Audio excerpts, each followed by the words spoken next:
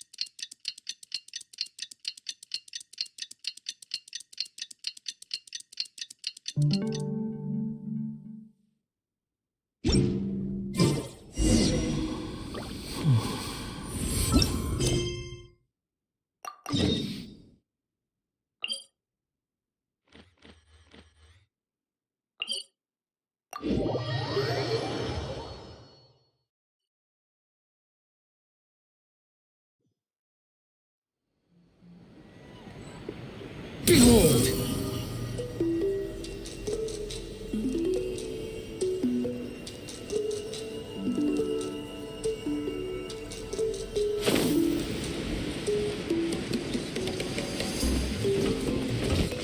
The wind rises.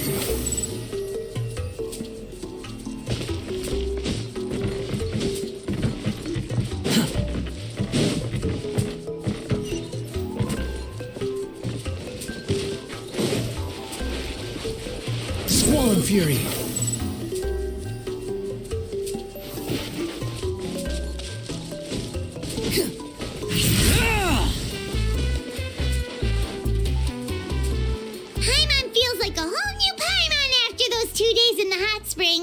The Abyss kinda threw a wrench in our relaxation, though.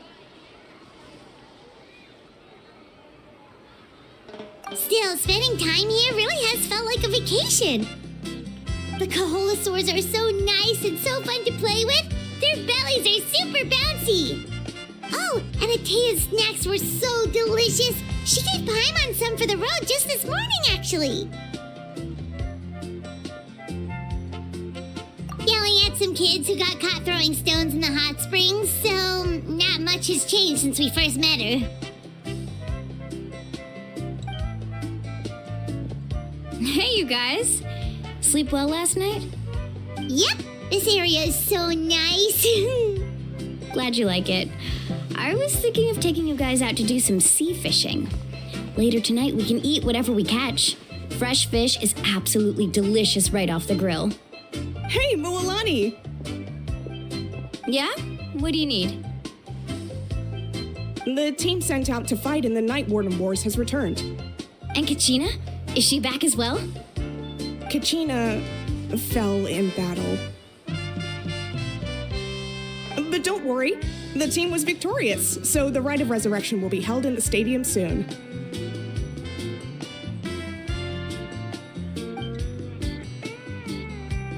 That's a relief. The Abyss is cunning, and it was her first time. Mistakes are bound to happen. Exactly. She deserves to hold her head up high. All right, thanks for letting me know. We'll head out in a bit. Jeez, she sounded a little anxious there. Had me thinking it was bad news for a moment. Mualani, you said the Abyss was cunning just now, but it seems like the Abyss just wants to destroy everything. Like, think about all those monsters that attacked your tribe. If there really was some sort of cunning plan, wouldn't it make more sense to send them to attack Kachina and her small team? Not that Paimon wants them to be in any more danger, it's just... Relax, I get it. The Abyss is difficult to understand, that's for sure. At a glance, it certainly seems like the only goal is total destruction. The Abyss isn't a living entity after all, so what capacity for logic or planning could it possibly possess? But through our long history of fighting the Abyss, we've realized things aren't quite so simple. 500 years ago, the Abyss invaded Teyvat. You know about that, right?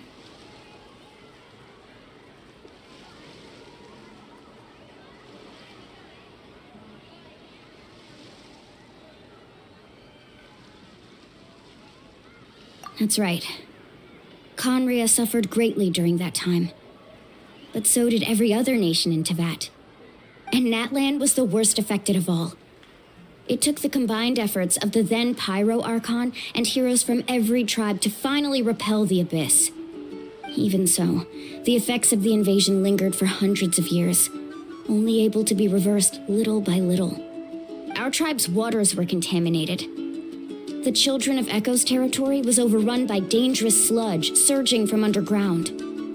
Unrelenting black winds tore across the lands of the Flower Feather clan. It was like each disaster was designed for a specific tribe.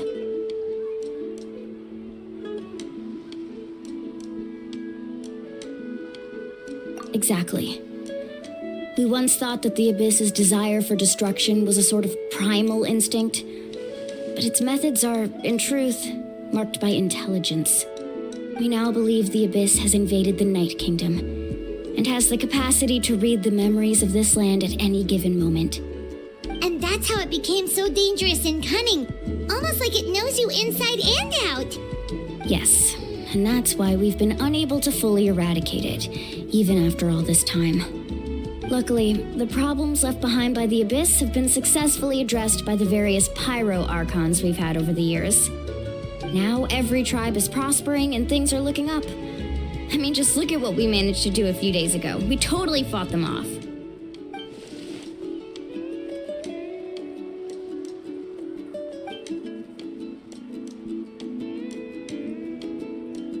You must have had to sacrifice a lot to get to this point. Every battle, every sacrifice is in pursuit of a future where we get to stop fighting. Responsibility, duty, unavoidable burden. Everyone in Natlan views the war differently. But I believe we will be rid of the Abyss one day, and the efforts of all who fought against them will become a story for the ages. To think that my name could survive in ballads passed down to future generations, it's kind of romantic. Everyone has something that drives them forward, you know?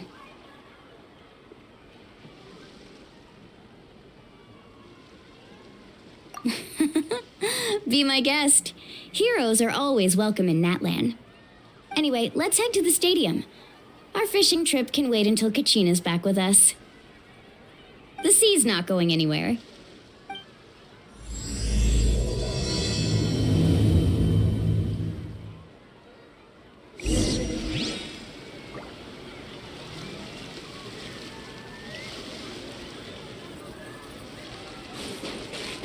Quit following me.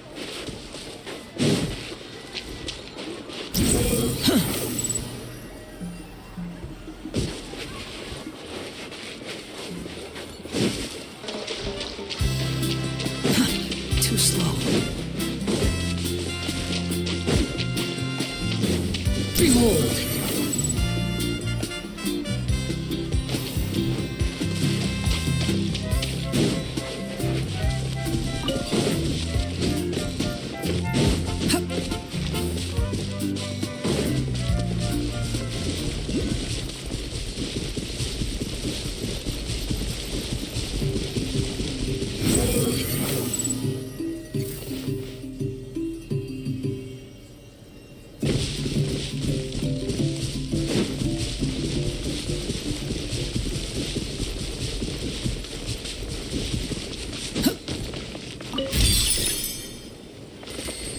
Swollen Fury.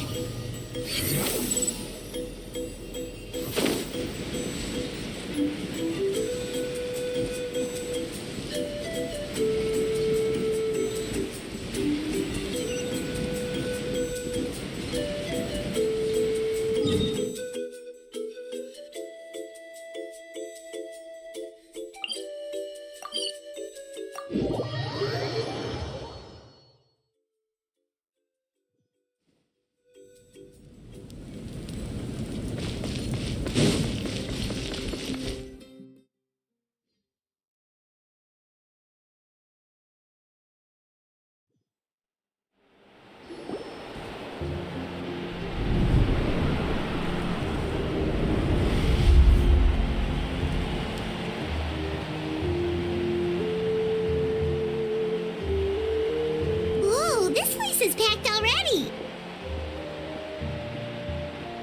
Of course. No one's gonna miss out on the chance to welcome our heroes back from battle. It's their moment of glory. Kachina's gonna be so flustered. She's never had this many eyes on her before.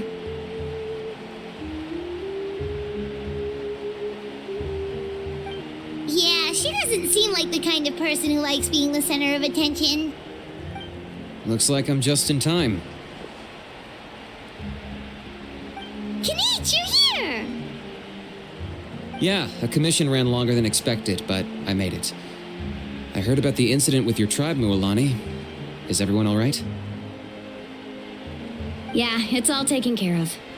Our new friend here's got some tricks up her sleeve, by the way. She's just as strong as Kachina made her out to be.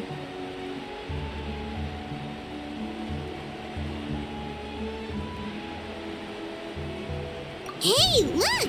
Is it about to start? That's right. Someone will come out and recite a eulogy, and then we'll sing the Ode of Resurrection together. Come on, let's find a spot with a good view. When the singing starts, just follow my lead and you'll be fine. Let's go somewhere higher up so Kachina can spot us.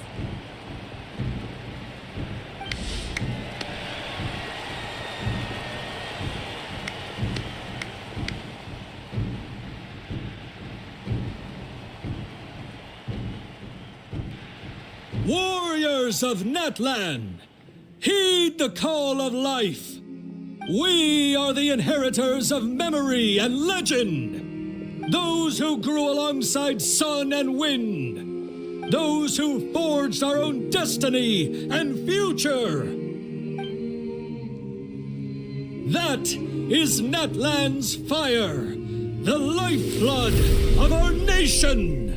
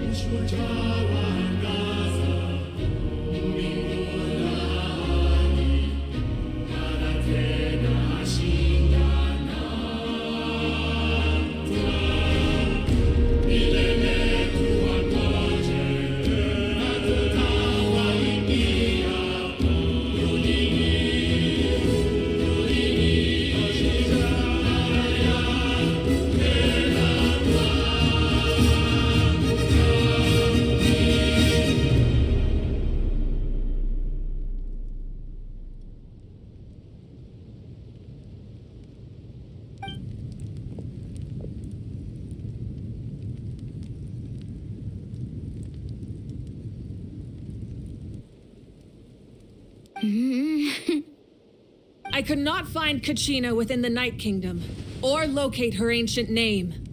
What? What does that even mean? Usually once the ode is complete, the Pyro Archon and resurrected person will emerge from the flames. But something went wrong. What's going on? This has never happened before. Well, I think it's pretty obvious. Clearly, the team sent to fight the Abyss didn't win after all. Think about it. The Ode rekindles all victors. We've witnessed it countless times. Since the Archon couldn't find Kachina in the Night Kingdom, that must mean there's more to this victory than meets the eye. Hey! You just haven't gotten over the fact that Kachina beat you in the pilgrimage! Pathetic. The both of you. Your wild guesses are misplaced. We completed our mission. Maybe you did, but who's to say whether that little girl even contributed at all? Maybe she got scared and ran off. Why would the YUB recognize someone like her, even if she was on the winning team? How dare you insult a hero of Natlan like that? Kachina sacrificed herself to repel the Abyss. She doesn't deserve to be subjected to your vile rumors when she's not even here to defend herself. Calm down, Mualani. There's no point arguing with the likes of them. I can't just sit here and let them slander her like that. To insult a hero of Natlan, the person actually has to be a hero. You... Think about it, everyone. Who do you think is really at fault here? A girl who never should have even gone to war? Or the great Pyro Archon? Why would the rules of our nation suddenly stop working? That's true. If she wasn't revived, it must mean she failed to achieve victory. Maybe the Wyab interpret victory in different ways? I mean, that girl didn't look all that strong to me.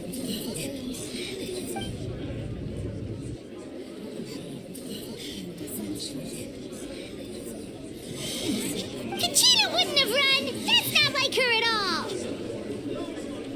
No, she's been waiting for this moment for too long. No matter how daunting the situation, no matter how scared she might feel, she's always the first person to stand up and face it head on. You don't even know what happened, so don't you dare try to use this as an excuse to vent your anger or slander her reputation. Fine. We'll find out what happens soon enough. Then, we'll see who truly deserves glory. That's enough. There is no doubt about today's victory, or Kachina's part in it.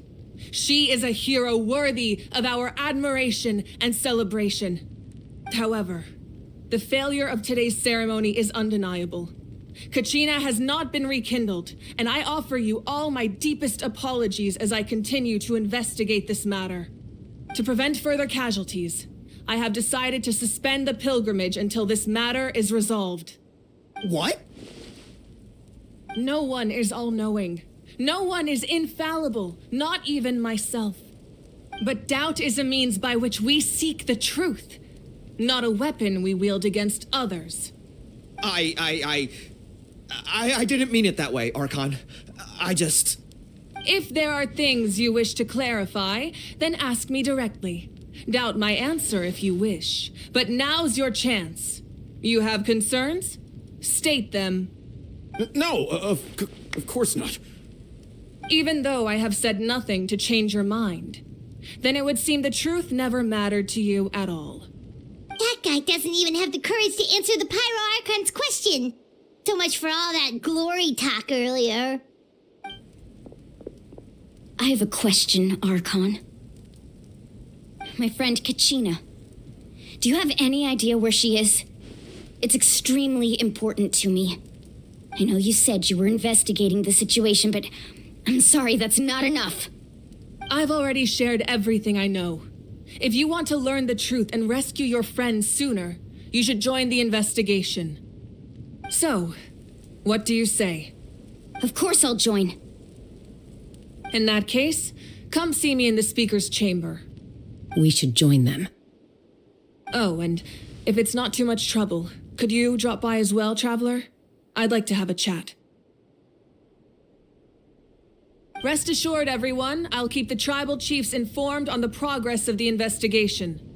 Once again, I apologize for the outcome of this ceremony. If there are no further questions, let's part for now.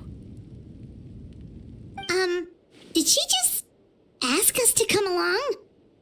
I believe she did. Let's go. I'd like to know what's going on myself.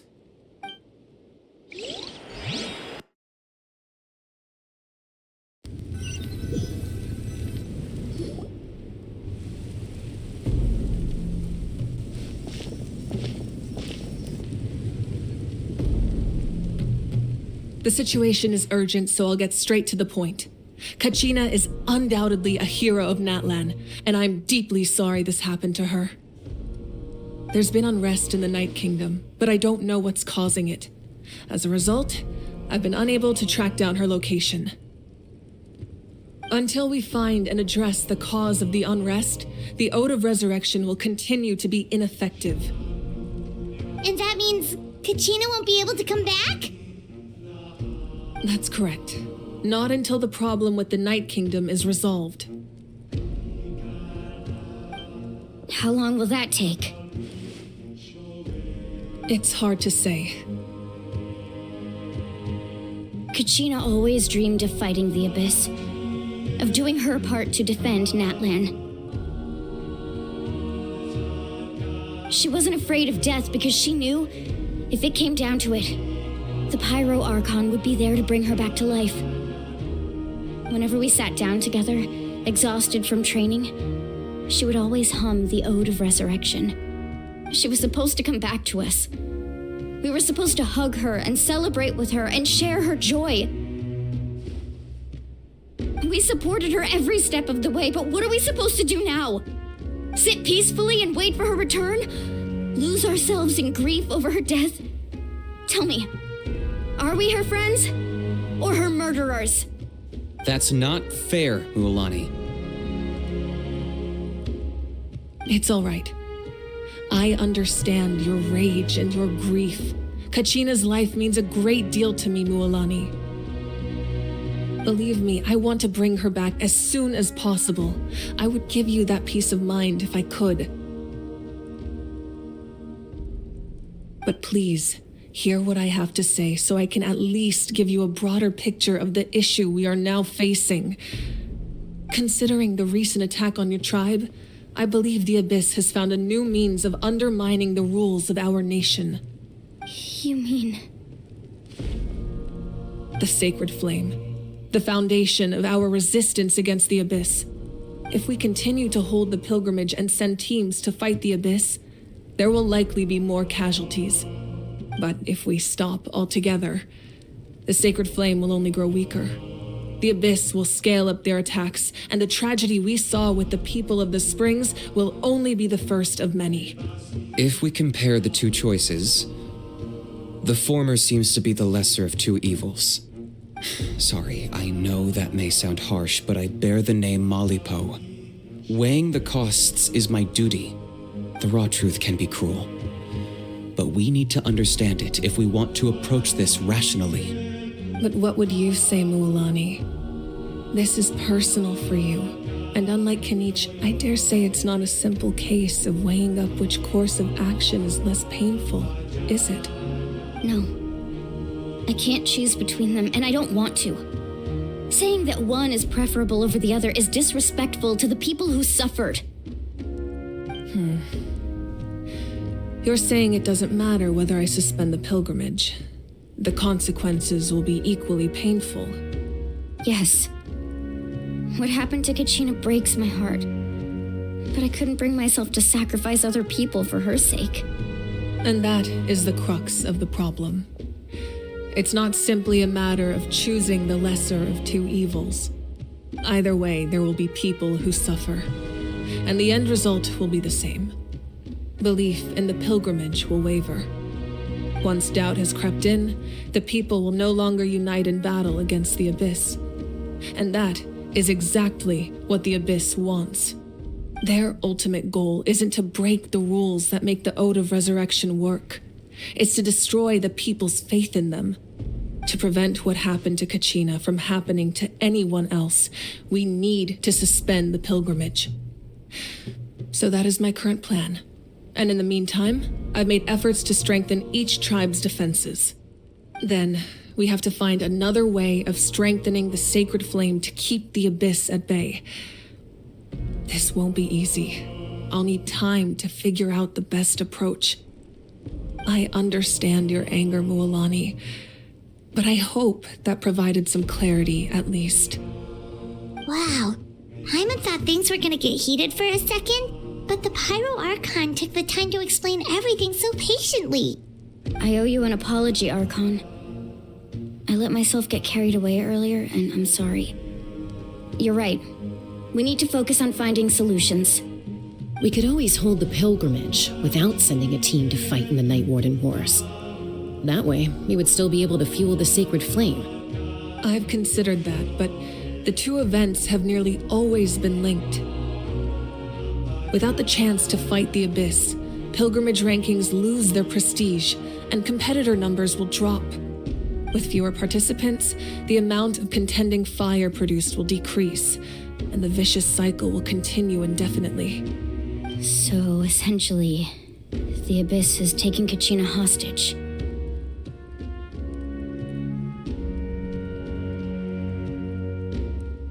You've learned about the concept of ley lines during your travels, yes? The Night Kingdom is something similar. Staying there for a short period of time shouldn't have an effect on the person. But with the Abyss in the picture, it's a different story. Your sense of self will be devoured until eventually you become one with the sea of souls. Imagine pouring a cup of water into a rushing river. You can try to scoop up another cup, but there's no chance it will be the same water you had before. I won't sugarcoat it. That is the danger Kachina is currently facing. Just like you said, Archon, both of these problems need to be addressed. You can focus all your efforts on dealing with the Sacred Flame. I will go search for Kachina. The Abyss poses the same threat to you as it does to her.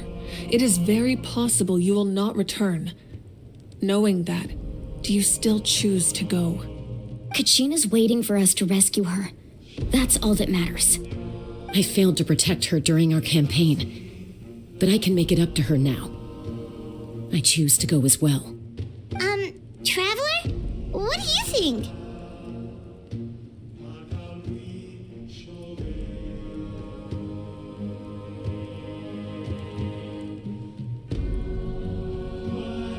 Understood. Then I'll support you in any way I can. The Masters of the Nightwind have a technique that can extract an ancient name from the ley lines. If we can find Kachina's ancient name, I can use the link between them to pinpoint her position within the Night Kingdom. Then comes the hard part.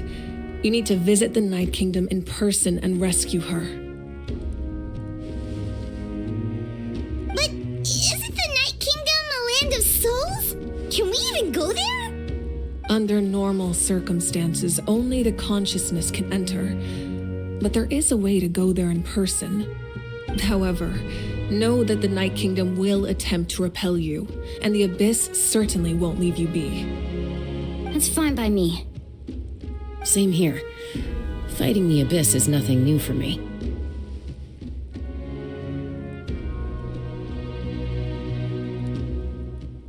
So, Paimon's the only one who's scared? Well, if you're going, Traveler, Paimon's going too. Citlali of the Masters of the Nightwind once created an artifact that can be used to communicate with the Wyab. We call it the Spirit Speaker Stone. It was originally used as a ceremonial artifact wielded by the tribal chiefs, but that spiritual quality also means it can be used to search for an ancient name. That was the artifact I delivered to the Scions of the Canopy a few days ago. Didn't think I'd be hearing about it again so soon. Thank you so much for your help, everyone. Your thanks are unnecessary. I will offer you whatever aid I can, but your fellowship and courage are what will truly decide the success of this operation.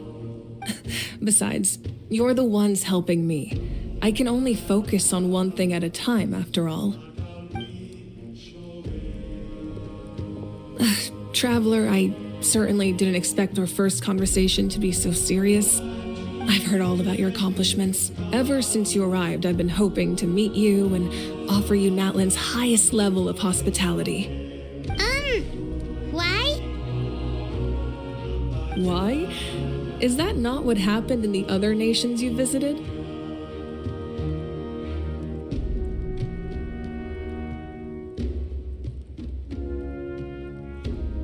Yeah, things were pretty complicated at the start. And, in the middle. But our reputation's solid nowadays. That's more like it. After all, I've heard you're someone who transcends fate.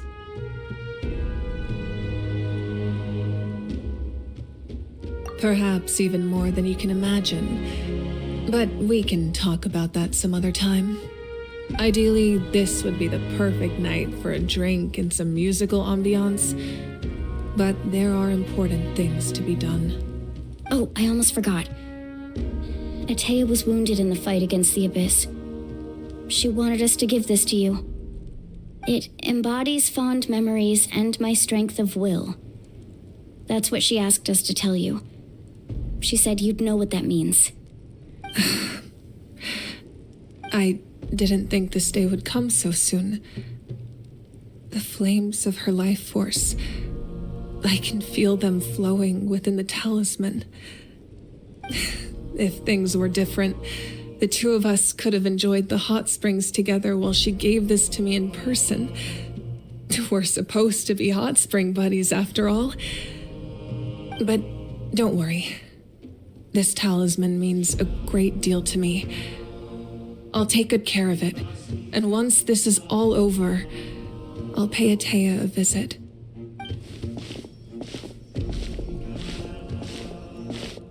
You said you didn't want to jeopardize the production of contending fire. But that's not at all why you decided to suspend the pilgrimage, is it? You're right. Even now, the production of contending fire is far from sufficient. The gradual corrosion caused by the abyss has resulted in a massive shortage of pyro energy, and we're currently at the breaking point. As things stand, the pilgrimage is a lost cause. Suspending it allows us to save our strength to defend the tribes. The abyss has brought catastrophe to Natlan, and Kachina's disappearance in the Night Kingdom is a direct consequence of that. We can't let the general public know that. No. If the public learned that Natlan's destruction was close at hand, there would be immense panic. But if I said nothing at all, they would have continued to question the integrity of Natlan's heroes. Another simple choice. The latter was clearly the better solution. But you chose otherwise. I have never subscribed to the belief that the right choice is the one with the fewest sacrifices. Let's go. There's still a way for the sacred flame to last a little longer. You mean? Yes. Come with me.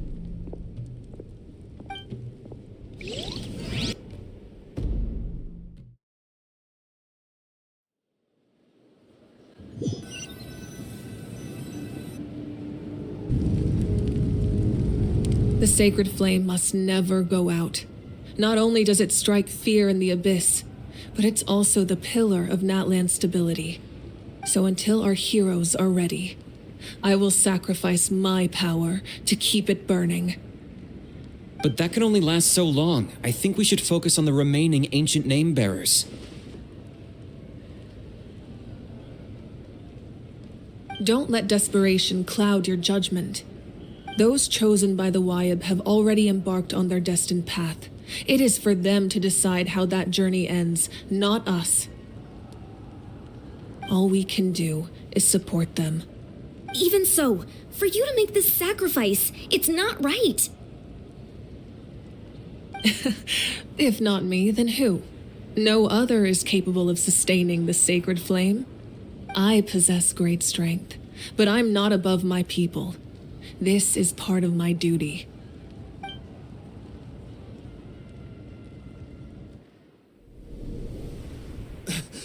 Archon, it's the Fatui!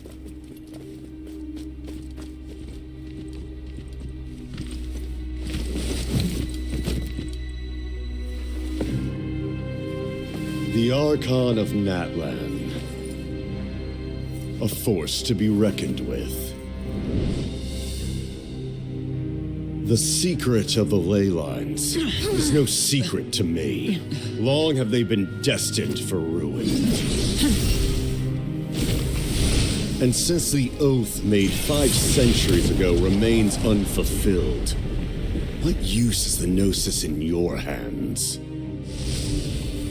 I don't know what you mean. But it sounds like this is about more than the Tsaritsa.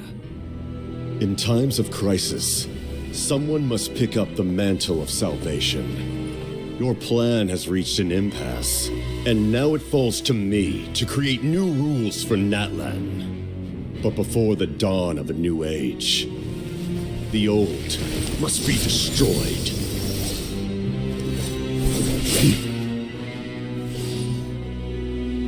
I assume that's the end of your speech? Good. People like us. Let our blades do the talking!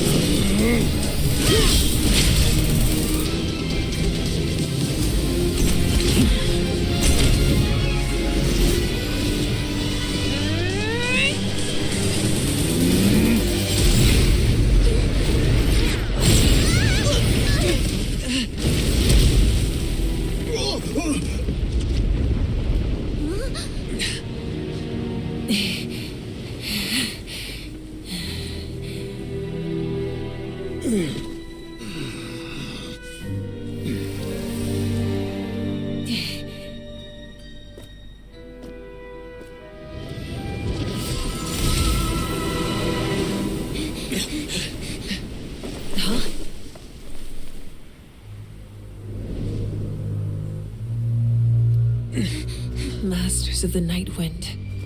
Send word. The captain and his followers must be apprehended.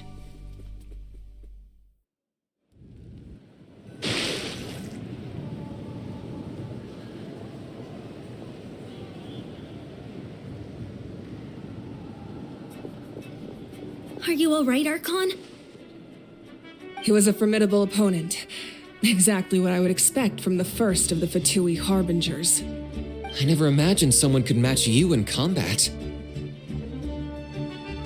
If the Tsaritsa sent him here, why would he bring up what happened 5 centuries ago? Yeah. And how much does he know about Natlan? The Harbingers are all driven by their own personal goals. The only purpose that unites them is collecting the Gnosis. But I'm sure the captain has his own reasons for being here as well. Whatever his motive, we should shift our focus to the Fatui. If they attack again and we're not prepared, we're done for. No, we're running out of time. The wound I inflicted should hold him back and weaken him for the time being. Besides, I'm sure you noticed, the power that came to his rescue just now came from the Masters of the Night Wind. In other words, there are traitors among us. Not necessarily. This could prove to be a very valuable turn of events. When we exchanged final blows, I sensed an unusual presence within him. I'll need to investigate further. Kanich, go to the Masters of the Night Wind and look into who could have aided the captain. Speak to Sitlali. She should know. Of course, I'll head out right now. Do you still intend to... Yes, but fear not.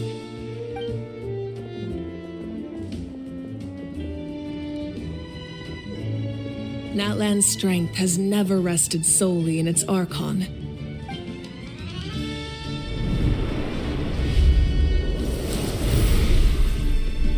Together we foresaw the only path that leads to our nation's future. We must trust in that vision now.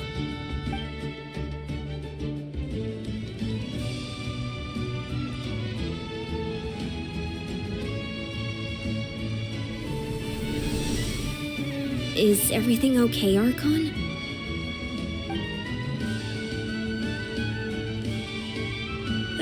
Completely fine. Just lamenting the fact that I never got a picture when I could still turn my hair into flames. Too late now. I just hope the others have a safe journey.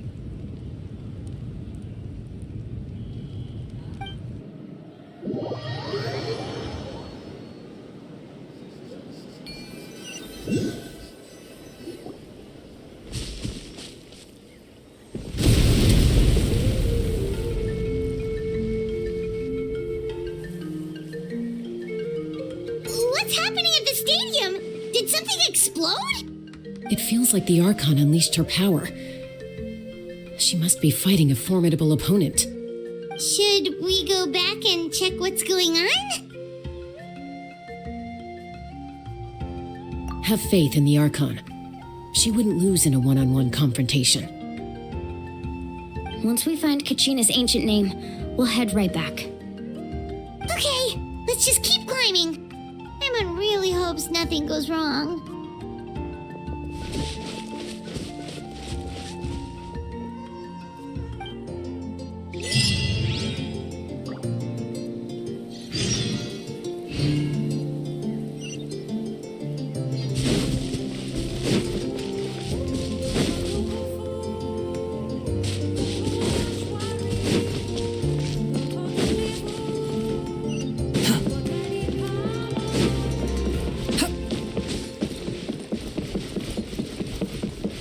Rises. What can you tell us about the scions of the canopy? The tribe's people are very adventurous. Oh, kinda like us then. I'm not so sure. You don't strike me as the type to enjoy danger. The scions of the canopy are a bunch of thrill seekers. They love extreme sports like rock climbing, rappelling, volcano parkour, or even bungee jumping without a rope while a Yunkasaur stands at the edge and uses its tongue to catch them. Sound like something you'd be interested in? Okay, that does sound different from our usual adventures. Paimon's not doing any of that. She can just cheer you on from the sidelines.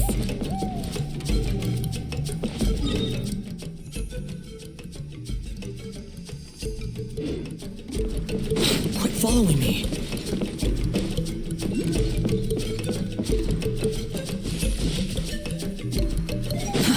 Too slow.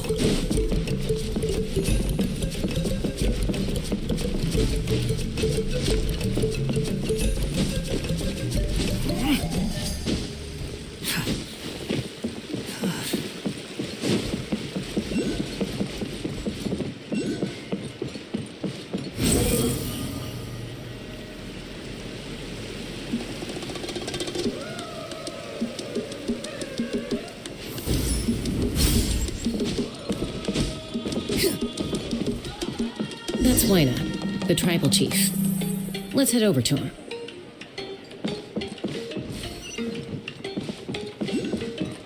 Quit following me.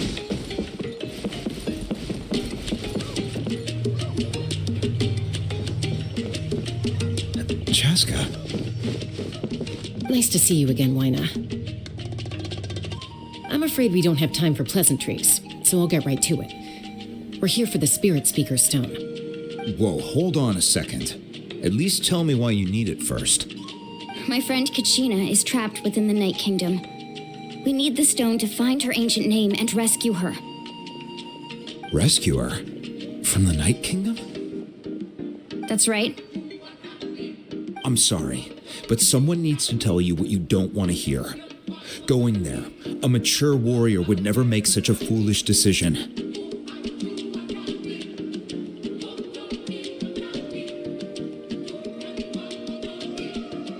The nature of battle is unpredictable. You never know how it's going to end. Losing a friend is tragic, but when that happens, the best thing you can do is focus on how to prevent further casualties. I appreciate what you're trying to say, Chief Waina. But if the price of maturity is abandoning a friend in need, I'll choose foolishness any day. If Kachina's still holding on, then so will I. I thought you might say that. Is something wrong, Waina? This doesn't seem like you. Life isn't complete without taking risks. That's always been your mantra. It's nothing. The Night Kingdom is a dangerous place. Can't blame me for checking if you were up to the task. If you're that determined, far be it from me to stop you. Here's the stone. Keep it safe, okay? It's not like we have a spare. Thank you. Huh. Seems like you two go way back. But aren't you from the Flower Feather clan, Chaska? Oh, Chaska's a peacekeeper, so she's famous throughout the tribes. She's always the one people call to resolve conflicts, so we slowly got to know each other that way. Her younger sister Quichi's always hanging around our tribe, too. She's helped us out a lot in the past. Oh, you have a younger sister? Yes, I'll introduce you to her sometime. But let's get back to business. Wayna, how do we use the stone? As you probably know, your intended destination is completely different from the real world. The Night Kingdom is like a river flowing with concepts, and the ancient name you seek is like a tiny fish swimming downstream.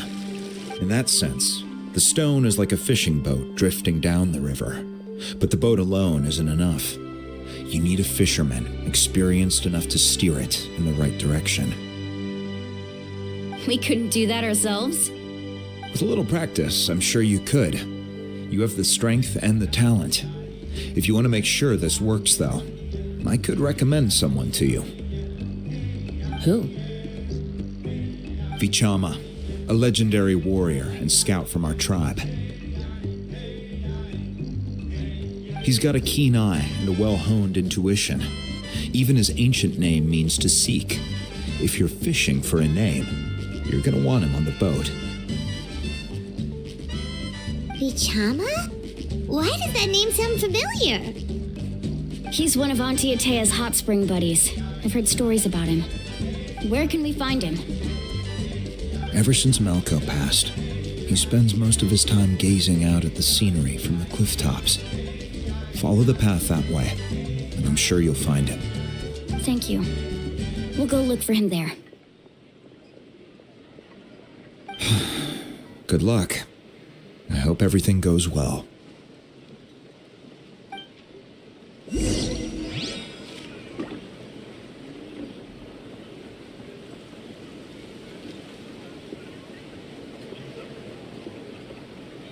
You think I've got a sharp tongue? I just tell it like it is. If someone can't handle it, maybe that's their problem. Emotional support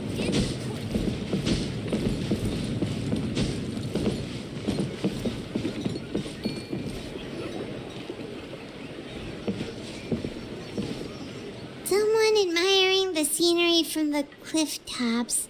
Ah, that must be him! Hello there, are you Vichama?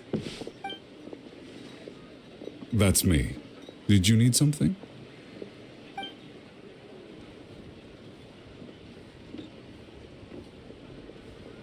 What? You're saying you can bring someone back from the Night Kingdom? How is that even possible? No, if you really think about it, anything's possible in that kind of place. But that would mean...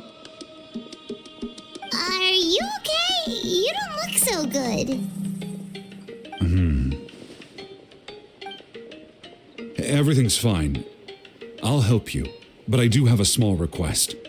After I help you find Kachina's ancient name, I want to use the stone to look for my friends as well. Your friend? Oh, why not mention someone named Malco? Is that who you're talking about? Yes, but I'd rather not get into it if it's all the same to you. That's not a problem. We agree to your request. Yeah. Since you're helping us find Kachina's ancient name, it's only right that we return the favor. Then we're agreed. Can I have a look at the stone?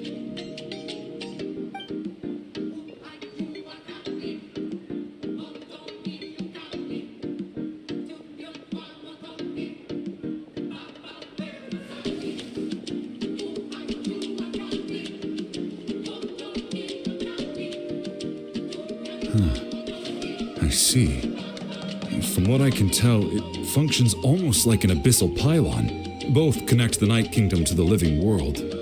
Once the connection is established, the abyss will come surging through the opening like a predator honing in on the scent of blood. So we have to be sure not to use it in a tribal settlement. Wow, you got all that just from looking at it? I just picked up on the basics, really. I still have no idea why it works. You said someone named Sitlali invented this. They must be a genius. I'll go find an open area and start setting things up. In the meantime, I need you to get 2 things for me. We'll go right away. What do you need? First, I'll need some hook ropes. Pretty much every store around here carries them, so no need to go anywhere special. Oh, and I need to build a net out of them, so make sure you get a good amount. Wait, are you saying you're going to use a real net to catch Kachina's ancient name? How does that work when one's tangible and one's not?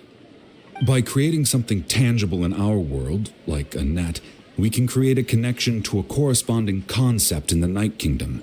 Basically, I'm going to use the concept of a net to catch something equally intangible, an ancient name.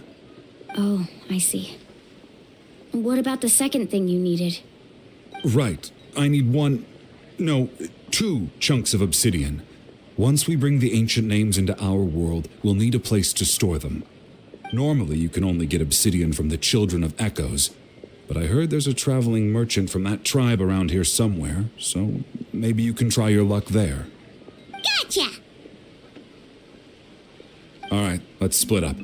See that clearing? Let's meet over there when you're done. Oh, and you can send someone with me if you want. In case you're worried I might take the stone for myself. What do you think, Chaska? There's no need. Lena spoke highly of you.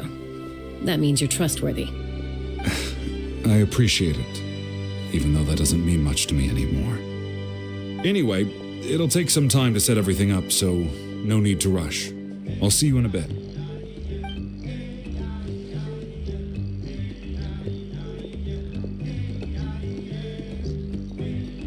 What an odd guy. He seems so defeated, but also really invested in the stone at the same time. I don't have any more insight than you, Paimon. Let's just focus on the preparations for now. Hang on, Kachina. We're coming for you.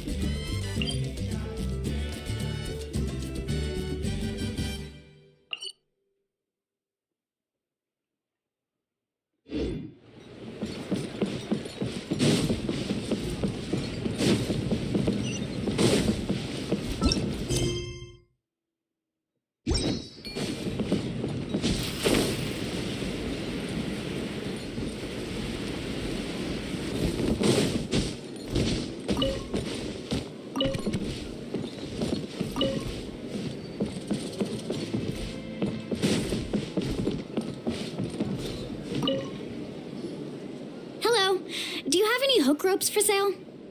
Hook ropes? As in rock climbing equipment? Yes. How much for your whole stock? Oh, the whole thing? Let me see. That would be 30,000 mora in total. Deal? Deal. Wait, really? What, you want me to drive down the price? We just need these as fast as possible. Thanks. Oh, no problem at all. I'll even pass along some information on the house. These ropes are usually used by rock climbing enthusiasts. If you want to learn, Roka's the person you want to ask. All right, that's everything. Here you go. Now we need the obsidian. Let's go talk to the traveling merchant Bichama mentioned.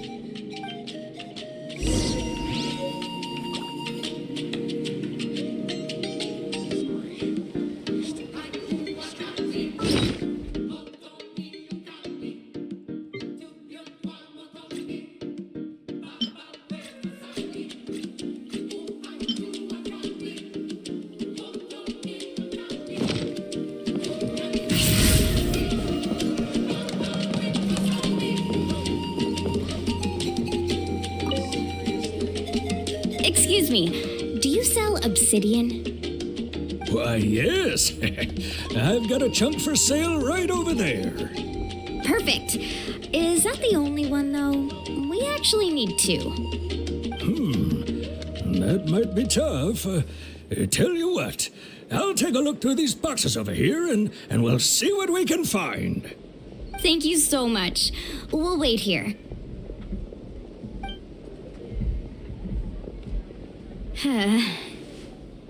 Relax. Everything's going according to plan. I know, it's just... I could tell Vichama feels the same way about his friend that I do about Kachina. I hope this chunk of obsidian isn't the only one. Kachina always carries all sorts of shiny stones with her.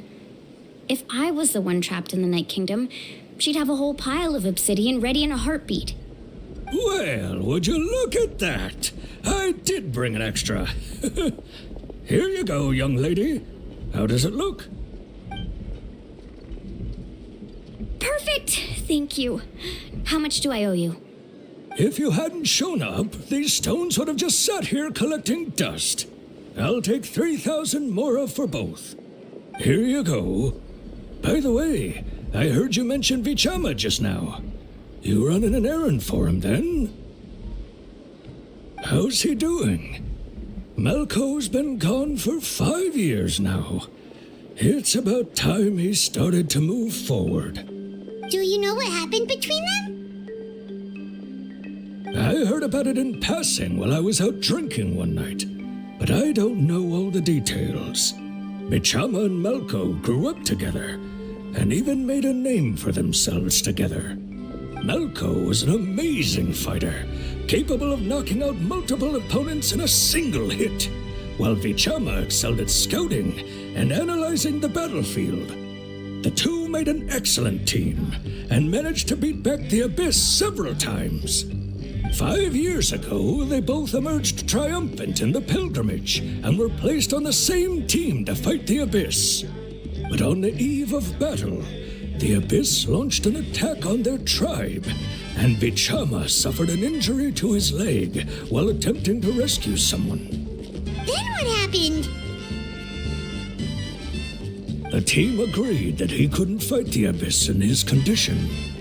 Vichama didn't argue. He knew going to the front lines with an injured leg would make him a burden in battle. So they raised the issue with the Pyro Archon, and she agreed to let him stay behind. It's just... Malco and the others ended up facing hordes of abyssal monsters in numbers that far exceeded anyone's expectations. The team made an error in judgment, and they fell to the onslaught. Vichama went into a deep depression after that. He blames himself for everything.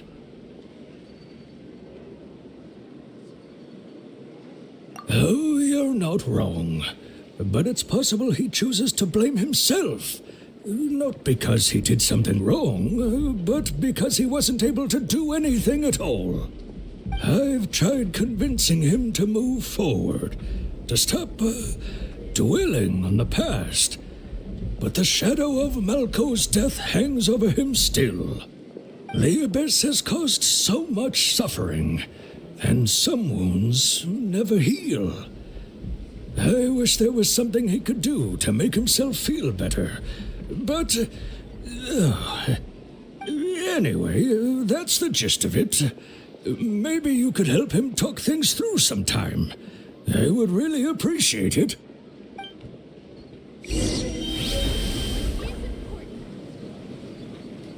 Whoosh! No one can catch me!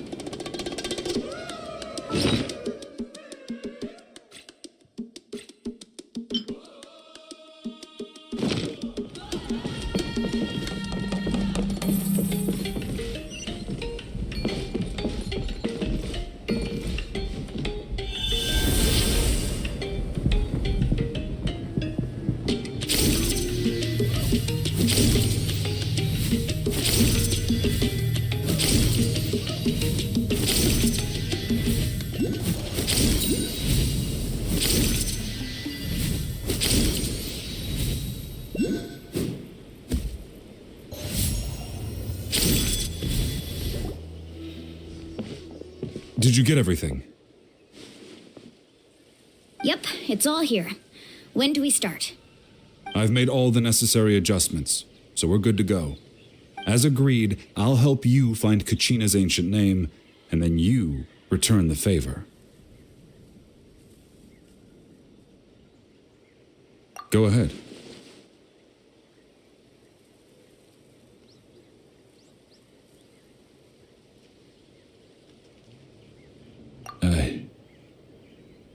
mess. After Malco fell, I scoured the battlefield to see what happened. It turned out he wasn't bested by some impossibly powerful foe. He was dragged to his grave by the sheer number of enemies. If I had been there, I would have been able to sense the danger. I could have warned them not to advance. I've always blamed myself for what happened. But when you told me about Kachina, I realized there's a chance Malco might also be alive, fighting for survival in the Night Kingdom. But that happened several years ago, right? The Pyro Archon said all life within the Night Kingdom eventually becomes one with the Sea of Souls. There might not be much hope, but I still have to try. Malco and I promised each other, even if we never managed to root out the Abyss for good, we would fight together until the end. All right, let's get to it. I'll start searching for the conceptualized version of Kachina's ancient name. If you see any fragments scattered around the area, please collect them.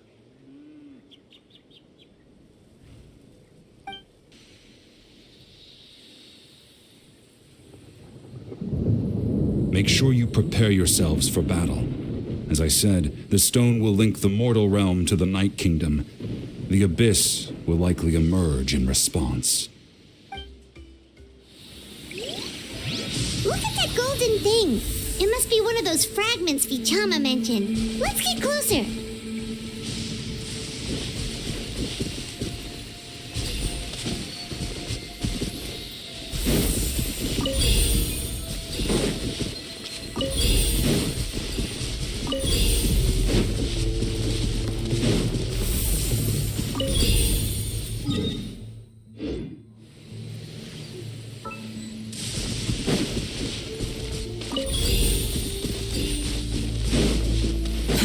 Too slow.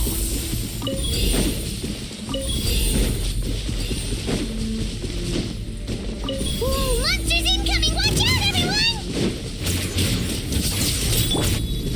Outlines of fate. Teamwork is dreamwork! Dare to mess with me? Gears of the storm! Rain cutter! Squall and Fury.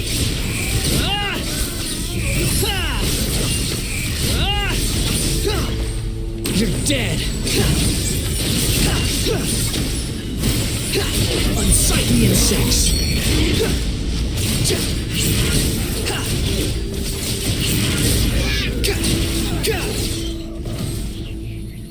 How much longer, Vichama?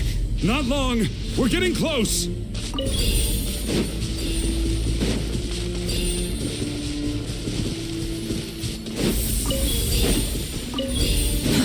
Too slow.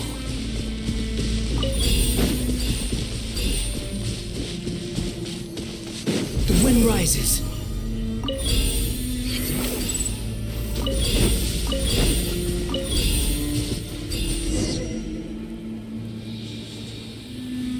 Vichama!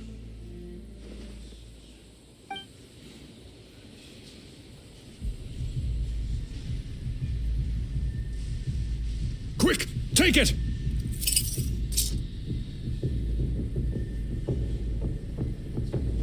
I found Kachina's ancient name. Hang in there, Malco. Just a little longer. Something's not right. The power of the Abyss is getting stronger.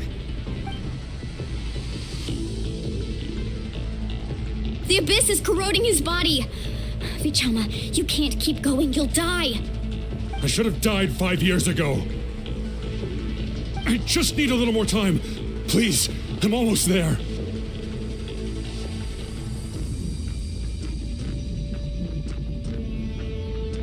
Thank you.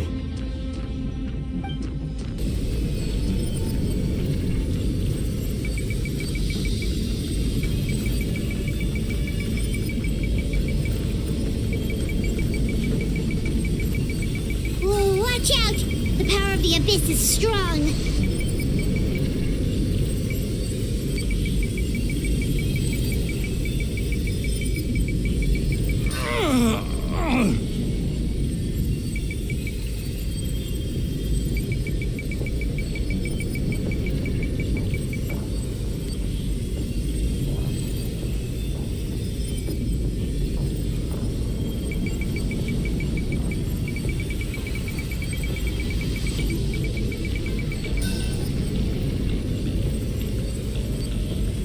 This power. Hanging in there?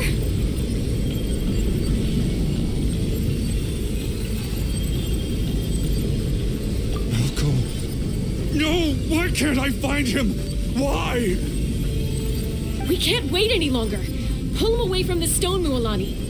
I already tried, but the power of the Abyss has him in a chokehold. It's like he's tied to the stone with an invisible rope. In that case, we have no choice.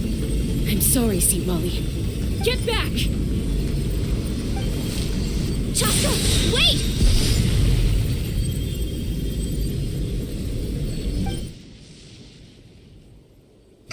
Ouch! What happened just now? It looked like the spirit speaker's stone was... The stone's power was spiraling out of control. The only way to stop it was to destroy it. You were all caught in the shockwave of the explosion. You might feel dizzy for a while, but that's normal. Give us a heads up next time, will you? You're lucky we managed to dodge it in time. I thought I said to get back. Yeah, barely a second before you made it go poof. Not everyone has your reflexes, Chaska. We were this close to getting dragged into the explosion. Okay, I'll be more careful next time. At least Kachina's ancient name is still in one piece. Wait, where's Vichama? Vichama! Vichama! I couldn't find Nako's ancient name. It must be completely gone by now. Once your ancient name disappears, there's no coming back. From the very beginning, I knew there was a slim chance, but still. And now, it's too late to save him. From the minute he left that day, it was already too late. Vichama. I'm sure he's heard enough condolences over the years. Let's just give him some space. Huh? What's that in your hands, Vichama? It looks like something's glowing.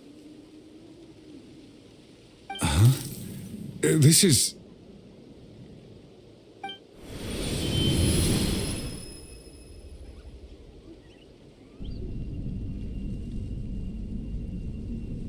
Hey, Malco. Got any strength left? Not enough to swing a sword, but to say a few last words? Sure. Too bad. No one will get to hear them. I never thought I'd actually die on this mission.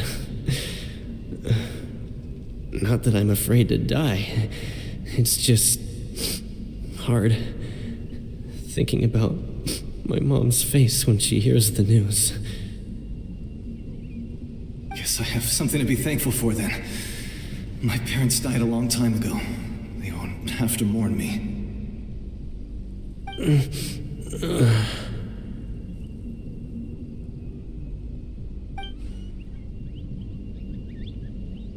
Pisak! Always had to beat me at everything, didn't you? Right to the end, you were never one for goodbyes. Maybe you're right. Maybe no one will get to hear our last words. But just in case... Vichama, I'm so glad you didn't come with us. Don't be sad. Just keep on living. For the both of us.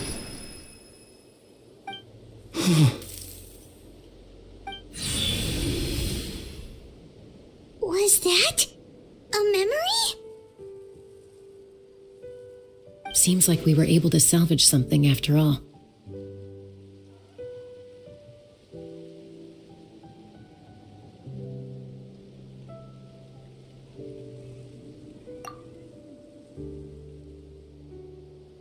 Of course.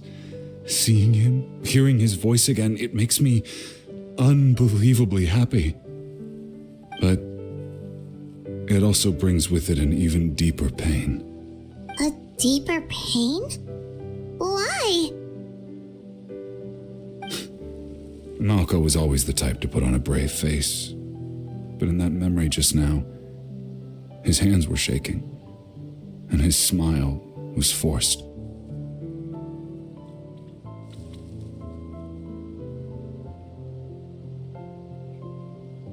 For all these years, I regretted not being able to fight alongside him to the end. And now I know, at the end of his life, he was thinking the same thing. Vichama. I'm fine. Actually, I heard Chief Wyna wasn't really on board with your plan to go to the Night Kingdom. When you asked for my help, I hesitated too. I knew helping you find your friend's ancient name meant leading you one step closer to danger. But I also understood why you had to try. Everyone has regrets in life, but not everyone gets the chance to make up for them. Once allowed to fester, guilt strips us of our most valuable qualities as warriors. In that sense, we might as well choose the braver path from the very beginning.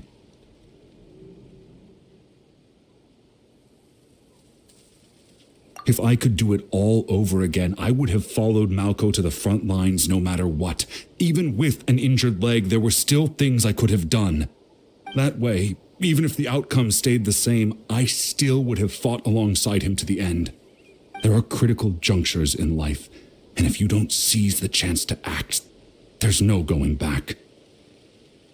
That's something I had to learn in hindsight, but you're still at the crossroads of your journey, so I hope you can walk away without regrets. Thank you, Vichama. I feel even more determined now. Kachina will come back to us. I'll make sure of it. I promised I would find her, and I intend to keep that promise. That's good to hear. Strange. My body, it's... Once abyssal corrosion enters the body, a portion will fuse itself to your internal organs. Even though the Traveler possesses powers of purification, the corrosion can never be fully eradicated. Thanks to her, though, you are only briefly exposed. Slowing your breathing and controlling your emotions should help you keep the symptoms in check.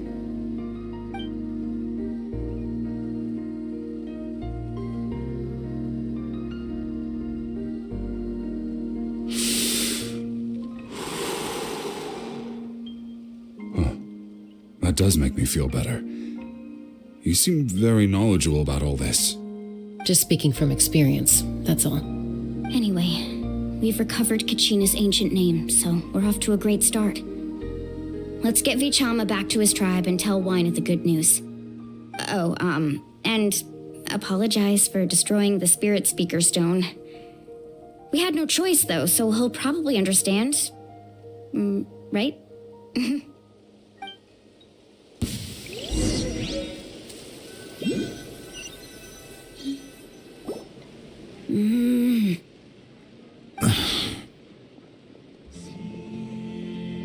Koichi, are you really gonna just stand there like that?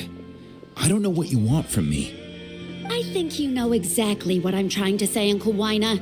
I can hear it in your voice. Honestly, it's just one thing after another with you two. They're back.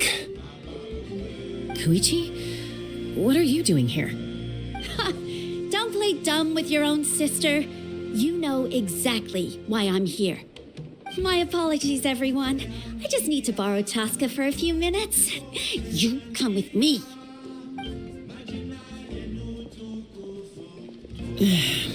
I'll be just a moment. Who is that? Koichi, Chaska's younger sister. Although the two aren't actually related by blood, it's kind of a long story.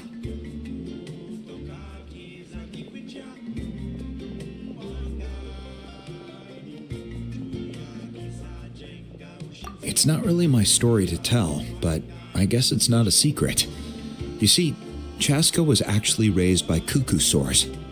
She was afflicted with a rare disease when she was a child, and abandoned in the wild as a result. The Abyss found her out there, all on her own, and tried to devour her. But in the end, all that did was trigger her will to live. That strength of will pushed her to survive. But it also planted a seed of conflict within her. Eventually, she was adopted by the cuckoo sores. Wherever they went, she followed, getting into fights right and left.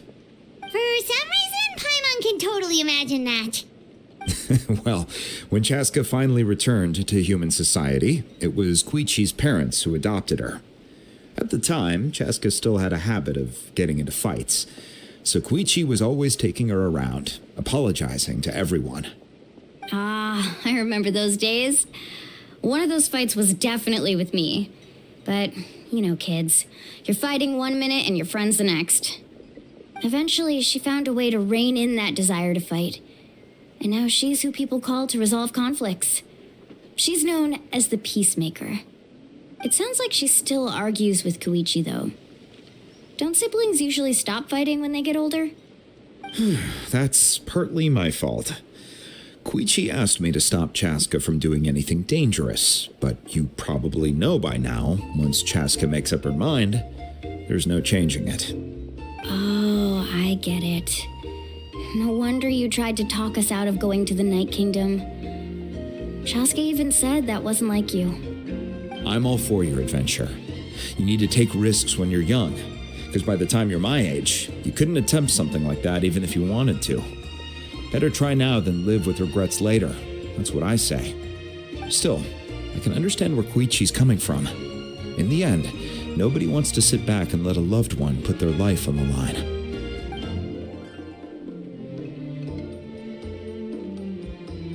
All right, it's just the two of us now. You have 1 minute to explain yourself. I don't have anything to say. You don't have to approve, but you should know I only do what's necessary. That attitude is exactly the problem. It's like you don't care. You try to sneak off to the Night Kingdom behind my back and then play it down as if it's just a trip abroad. Well, technically I am going abroad, right? Again with the excuses. We agreed, didn't we? There are 4 levels of danger. If it's not something urgent, you can only engage in level 2 danger and below. You can only go up to level 3 if a situation is so dire there's absolutely no alternative. But a trip to the Night Kingdom? If that's not a level 4, I don't know what is. And you were just going to sneak into the place without saying anything. What do you mean, sneak into the place? I always planned on walking in there with my head held high. You bought off Uncle Wina, didn't you? He promised me he'd stop you from doing anything dangerous. Oh, it's like he didn't even try. You feel like he went back on his word. What if I told you my mind was made up, and there was nothing he could have done? Not even by force. Oh, I knew it! So he did try to say something, but you didn't listen. This is important. If you were in my shoes, you'd make the same decision. You don't know that? I'm a doctor, and I handle logistics. If you're going to waltz into a dangerous situation where you could lose control at any moment, it's my duty to say something. All right, whatever. Anything else? What do you mean, anything else? Why don't you reflect on what you've done and promise me you'll stay put? Time out. Is this one of our normal arguments or a serious one? Chaska, does it sound like I'm joking? Then, you need to know something. What happened to Kachina was partially my fault. I can't leave her there to die. That's not who I am. But the person you become when you lose control, that's also not who you are. That's a different issue. You said it yourself. A person is only as good as their morals. If I want to live in Natlan, I need to display qualities that make me worthy of this nation. I've also told you that managing your condition is equally important. Sometimes you have to make sacrifices. All right, let's stop this here. If we keep going, I might actually have to get serious. And I think Wina prefers his roof attached to his house. Is that a threat? That sounds like a threat to me. Koichi! Younger sisters are supposed to listen to their elders. So, you're really going to go, no matter what I say? I'm supposed to be your sister. Then support me. I'll be back. All you have to do is wait. Chaska. So, that's it. Why'd you have to turn out to be so darn annoying?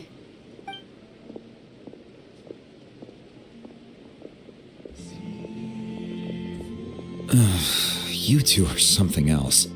Something you wanted to say? I know you aren't related by blood, but you two sure are similar. Really? You know, I said that very thing to Koichi not too long ago, and she reacted the exact same way, down to the very tone of voice. It's not my place to get involved, but I will say this. Try to spend a little more time with your sister. You're tough kids. That doesn't mean you have to go it alone.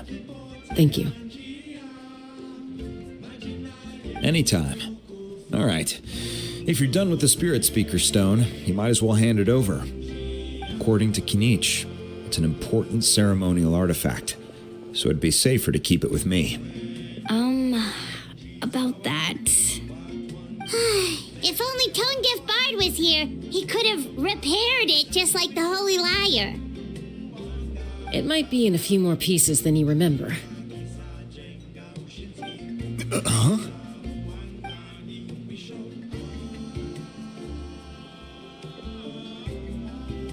I see. Sounds like it was an urgent situation. If someone's life was on the line, then you had no choice. Still, Citlali's going to be a nightmare to deal with now that you've broken her stuff. I'll explain everything to her later. Stay safe out there in the Night Kingdom, okay? I'll wait here for your safe return.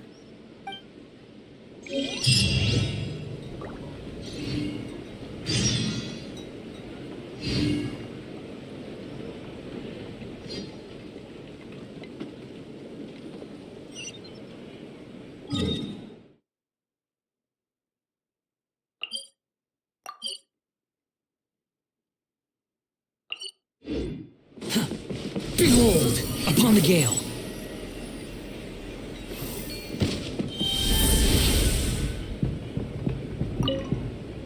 I hope you have a safe journey and overcome any danger that comes your way.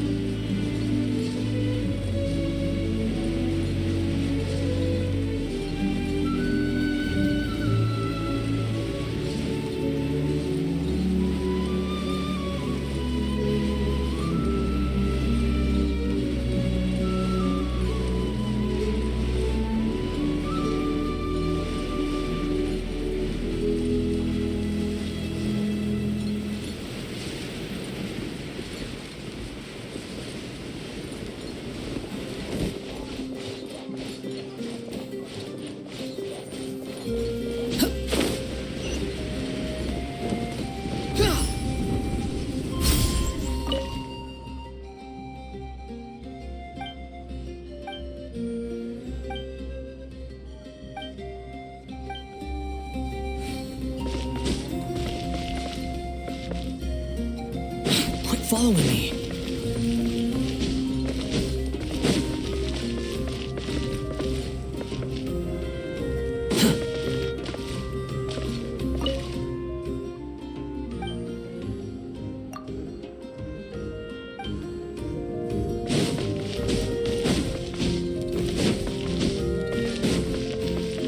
The wind rises.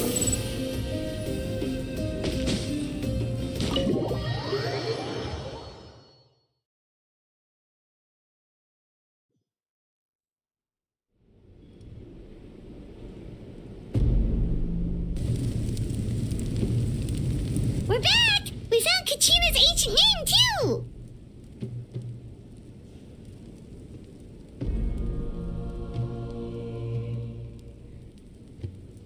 Well, it's fairly complicated. Let me give you the condensed version. The Fatui again? We can't go anywhere without them causing trouble. But what if the Fatui finds out you've lost your power? Won't they try to take advantage of the situation? That's why it has to be our little secret. No one else can know, or we're asking for trouble. Look, I wish I could offer you some sort of consolation, but I won't lie to you. With multiple factions closing in, there's nothing comforting about the situation we're facing. Still, all you need to do is focus on your goal. You can leave the complicated matters to me. I can also step in on the Pyro Archon's behalf. There's a limit to what I can accomplish, but I'll help you however I can. There's no need to be so modest, Yan-san. Your incredible strength has long been a well-known fact. You're the pride of your tribe. Archon, I'm sorry about before. You have so much on your plate, so much that you have to worry about. But all I could do was focus on my own feelings. You have nothing to be sorry about. We all get overwhelmed by our emotions, myself included. Your reaction to Kachina's disappearance, I understand that feeling very well.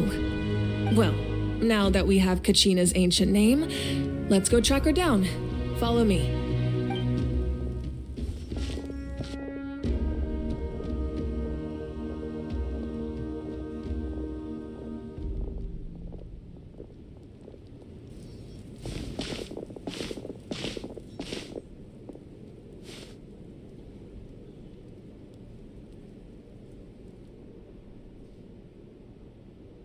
What is this place? Hey, isn't that Atea's talisman? Good eye. This is where I store all the various mementos I've collected. Whoa. I've never seen this place before. There's so many things in here. It looks like there are items from every tribe. Collecting them must have taken a lot of effort. I suppose you could think of it as a hobby of sorts. In Natlan, everyone grows up listening to the stories of heroes, and physical items do a far better job of preserving those stories than our own memory. Now, I still have some preparations to make for the ceremony, so feel free to take a look around in the meantime. If you're curious about an item, I'm more than willing to tell you about its origins. All right, we'll have a look.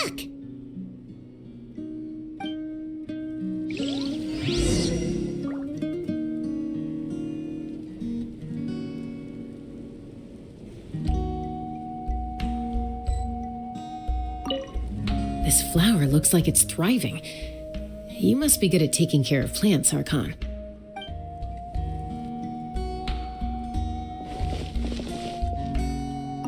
This fishing basket looks familiar.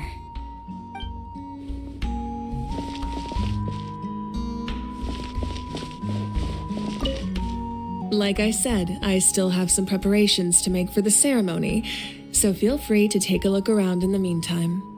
If you're curious about an item, I am more than willing to tell you about its origins.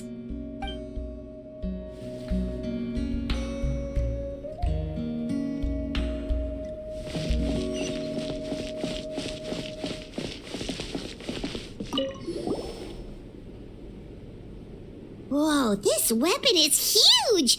Which tribe did it belong to? Ah, that weapon belonged to Tenoch, a hero from 500 years ago. Strictly speaking, he didn't belong to any single tribe. That's because even before the disaster with the Abyss broke out, he had already been exiled. Exiled? It was a punishment imposed out of necessity, but he accepted it all the same. He believed it was what he deserved. When the Abyss attacked, the tribes found themselves in urgent need of a powerful figure to lead them into the battle, and there was no one more courageous or resolute than him. He united the 6 tribes and accomplished great feats throughout the war. Ultimately, he perished, and because he had already lost his ancient name, the Ode of Resurrection was unable to bring him back. And so, he was laid to rest, alongside the countless warriors and civilians who lost their lives, buried in the soil of his native land. Wow, he sounds like a true hero. Indeed, even now his story is told throughout the land.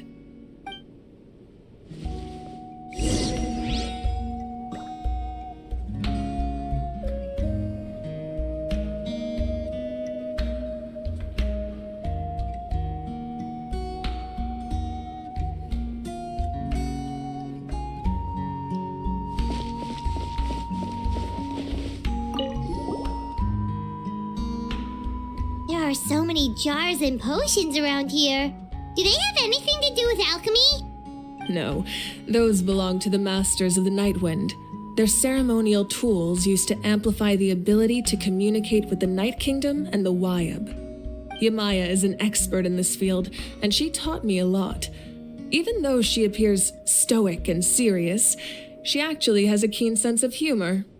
The tools you see here are quite traditional. Her students found them outdated, so she passed them on to me. The contents of the jars aren't all that special. Oh, except the big jar in the middle. That's what she really wanted to give me. Ooh, must be something really cool. What's inside?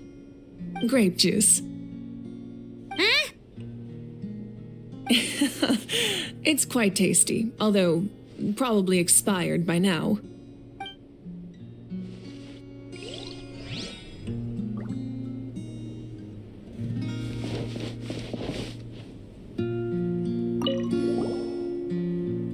Whoa, that belt is bigger than Paimon's head!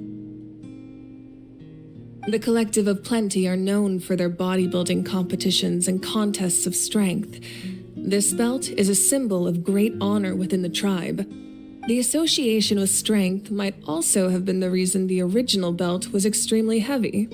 It was difficult for even 2 people to lift. And even if a warrior had the strength to put it on, wearing it for any length of time would still leave them gasping for breath. Sounds like it. So the owner of the original belt, Kitera, commissioned a craftsman to make a copy identical in appearance but far lighter in weight. That is the belt you see before you. He would often wear this version when training in order to protect his waist. Or he made a lighter version so he could wear it all the time and show it off.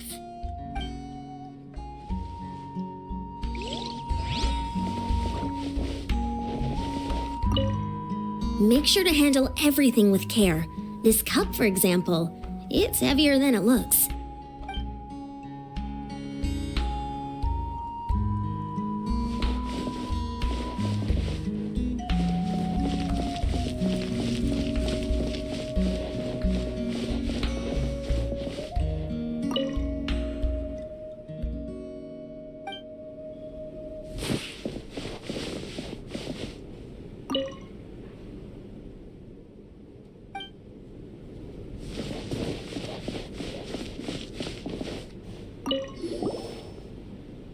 Hey, there's a fishing rod here. It must have belonged to the people of the springs. That's right. It belongs to a legendary fisherman named Matavaru. I have his entire set of fishing equipment, actually. He and I met in a tavern. He told me about a particular kind of giant fish and his meticulous plan to catch it.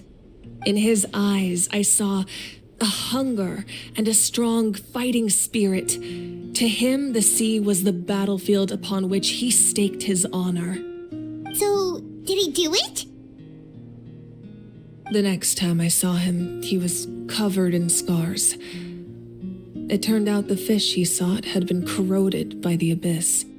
He managed to kill the fish, but sustained a serious injury in the process, which meant he could never go deep-sea fishing again. Can a fisherman claim victory if he fails to bring back his catch? That's what he asked me in the end. Well, Paimon thinks he won. That was my answer as well. The experience was far more valuable than the prize itself. In the end, he didn't want his tools to go to waste, so he gave them to me. Wait, that means you also know how to fish. Maybe we can go head-to-head sometime.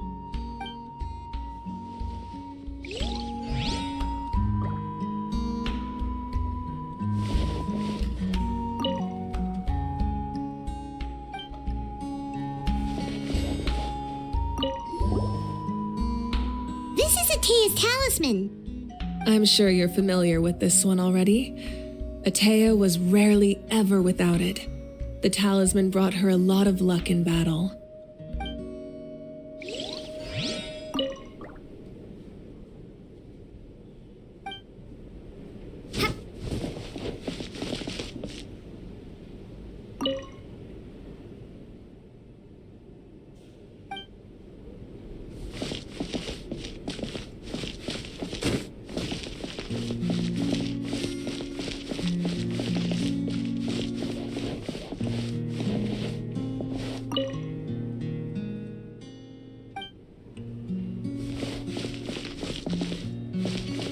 This flower looks like it's thriving.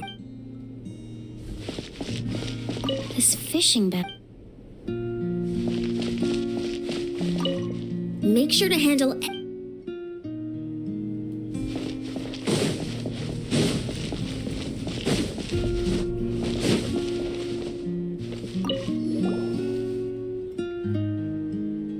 The powder still needs some time to settle, so let's wait a little longer.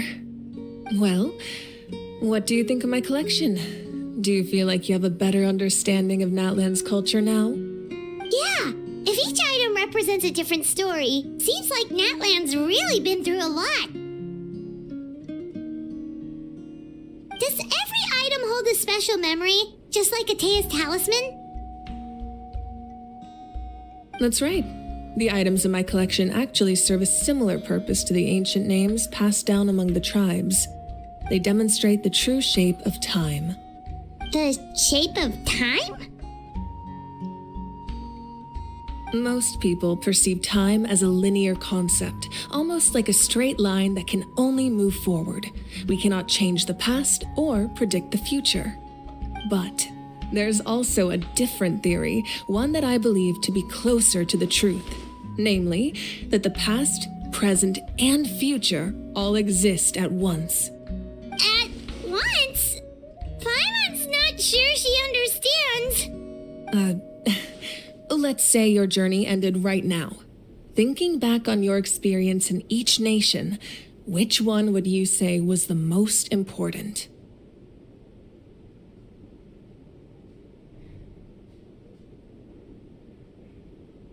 Exactly. Even at the end of your journey, the things you experienced along the way don't cease to exist. They become part of who you are. Take out a portion of that journey, and you would likely make very different decisions, and eventually arrive at a very different destination. The future is the same way. It exists even though it has yet to come to pass. We just lack the means to perceive it. Of course, there are those with the power to foresee the future. They simply call it by a different name. Fate. You're quite familiar with that concept, I would imagine. That does kinda make sense. The future hasn't happened, but already exists. Humanity excels at living in the present, but too often we forget the past and neglect the future.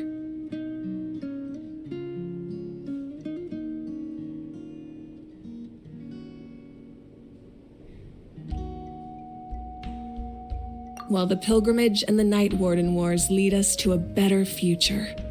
Only by uniting the people of Natlan across countless eras can we fight back against an enemy as formidable as the Abyss. To come up with such a set of rules, the first Pyro Archon must have possessed a level of insight I can only imagine.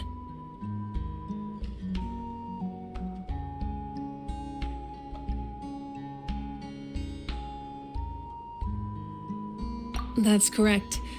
At first, he was a mortal man with no special power. After he ascended to the divine throne, he used it to borrow power from the heavens and establish the rules of Natlan, namely a framework through which ordinary people can ascend to Archonhood. By holding the pilgrimage, we're able to determine the strongest among us, and when that person ascends to the divine throne, their inner flame will awaken. In addition, the sacred flame will grant them significant knowledge and memory of this land.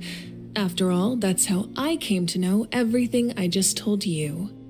So, it all comes down to the power of the divine throne and the rules.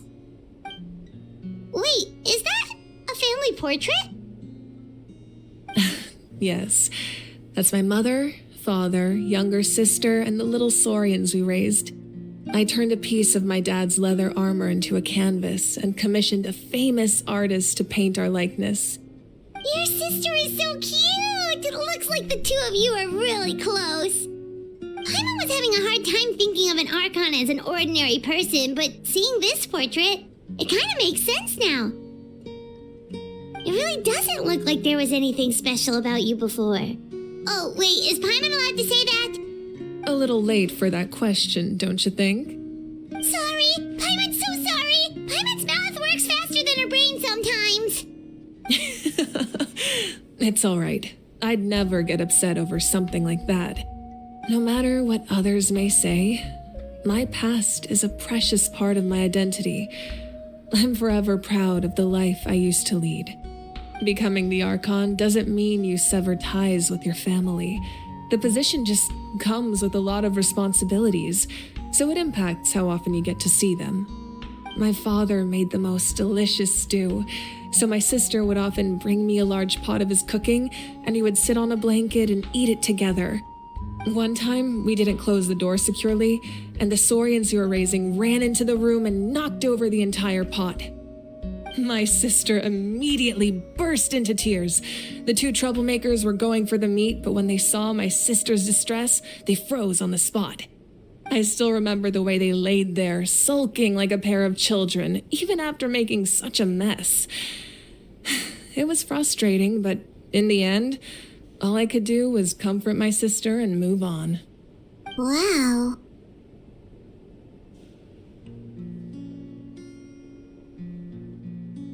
Isn't that what being a family is all about? I think about that story a lot, actually. As the Archon, I made a vow to defend this nation, and experiences like that, they remind me exactly what I'm trying to protect. Well, what happened after that? This portrait looks pretty old. Your sister must be all grown up by now, right? I believe she ended up working as an architect and artist. She built many houses and crafted many beautiful works of art. Anyway, that's enough about me. Now that the powder is settled, we can begin. Ian-san, Mulani, Chaska, over here, please. Place the ancient name up there, and then we'll begin.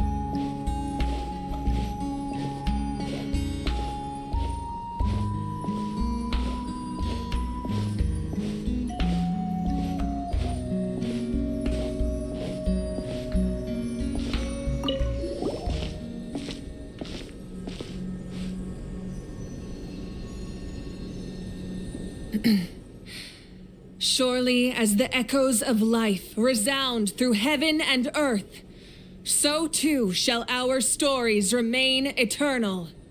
Ancient name, take us to your fated bearer. Allow her to answer our call.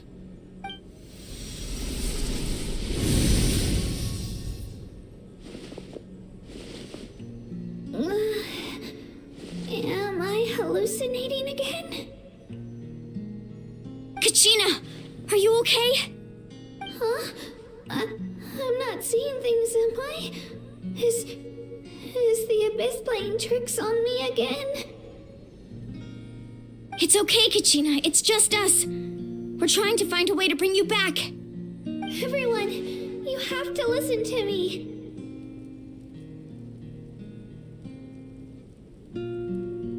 I've been investigating the Night Kingdom this entire time, and I figured out what's wrong. The Wyab is being affected by the Abyss.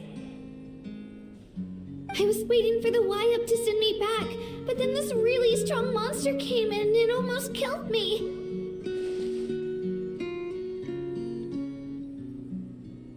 The Wyab saved me, even though its power is weakening, so I've been hiding from the monsters while trying to find a way to help. The Night Kingdom has become a huge mess, though. I keep hearing these awful sounds and seeing really horrible things. Don't listen to those sounds, Kachina. The Abyss is trying to strip you of your sanity. All you need to do is stay safe and wait for us. We'll be there shortly. It's okay. I feel so much better now that I've had the chance to talk to you guys. You don't need to worry about me. I've never been strong or special at all, really. So I don't blame anyone for forgetting about me or leaving me behind. Just knowing you care is more than enough. I'll find a way back. You don't have to put yourselves in danger to come rescue me. You're always like this, Kachina. Now's not the time to act tough. We're coming for you, and that's final. I don't know what lies the Abyss has been feeding you, but I'll tell you something right now. Nobody here sees you as a burden. You're a victor of the Night Warden Wars, a hero of Natlan. All you need to do is wait for us to rescue you, and you'll get all the applause and recognition you deserve.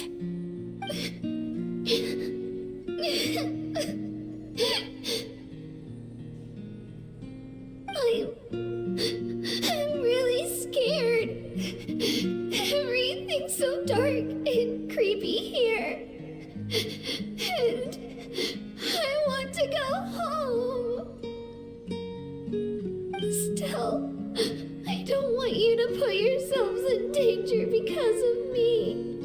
I don't want to hold anyone back ever again.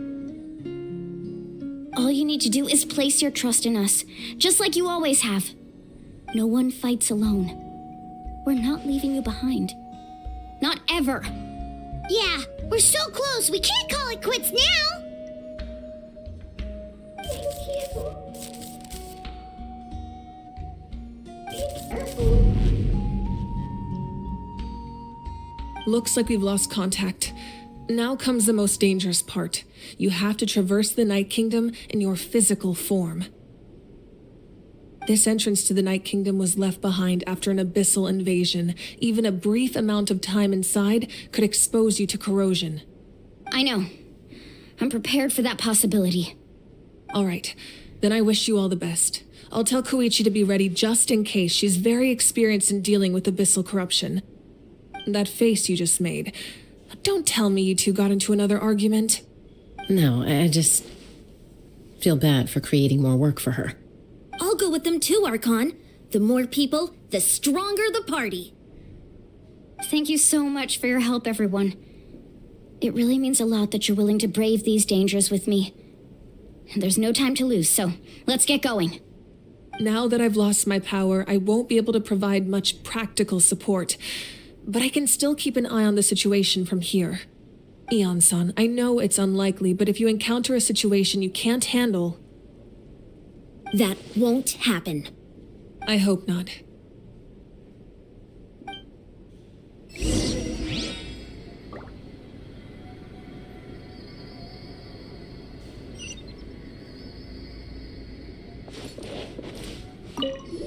Be careful out there.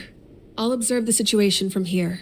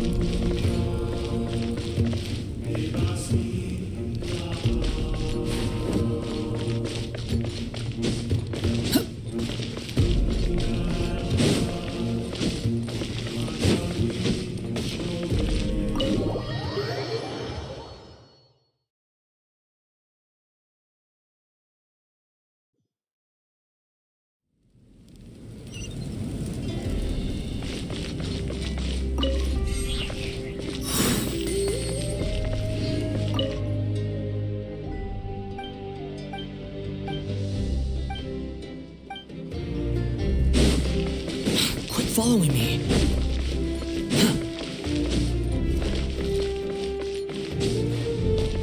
Squall and fury.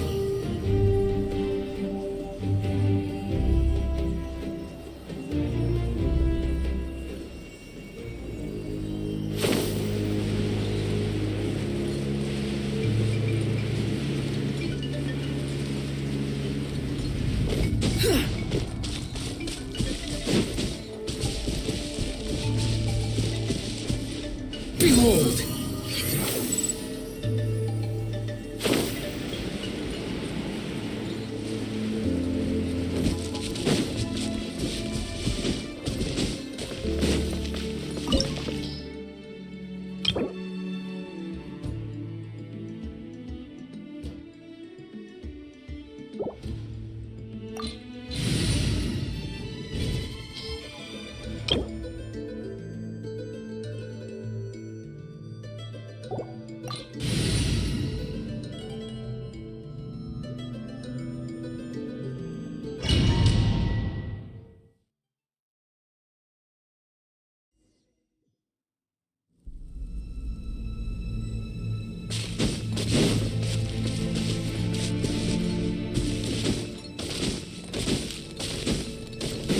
Following me.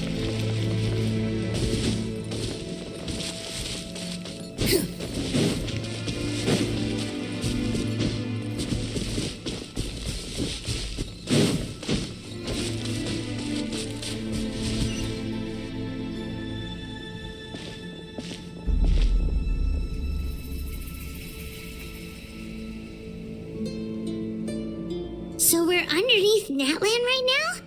It looks nothing like Paimon was imagining. That's because in the distant past, Natlan was home to an incredibly advanced civilization ruled by dragons. Humans only established their own society after the fall of the dragons. So these are Saurian ruins?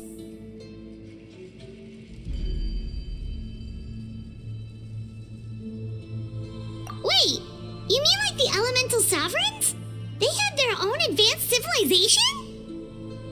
Yes, a really long time ago.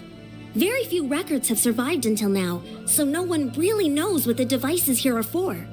These ruins have been abandoned for a long time, but with the recent increase in Abyss activity, the installations around here have somehow been activated again. So what you're saying is, we're not in for an easy trip to the Night Kingdom. No, it's going to be obstacle after obstacle from here on out.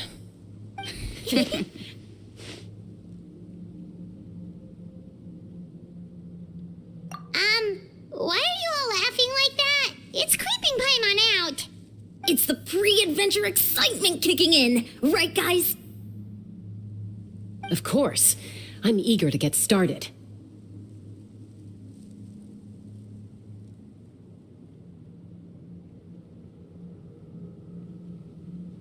Then let's go. We won't let anything stand in our way.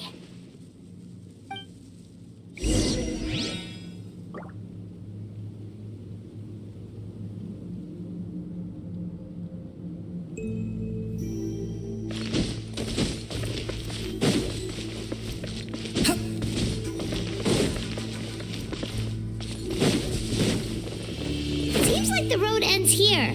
How should we get across?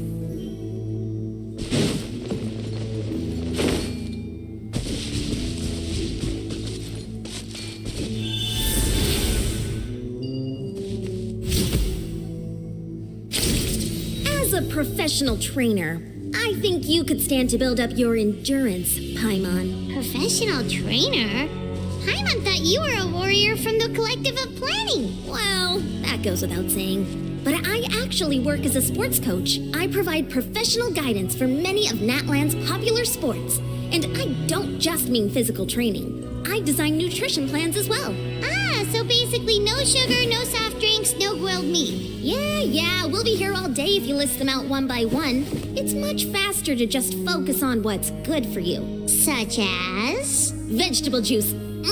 Want some? You know, Ian-san, Paimon feels like the two of us might not see eye to eye.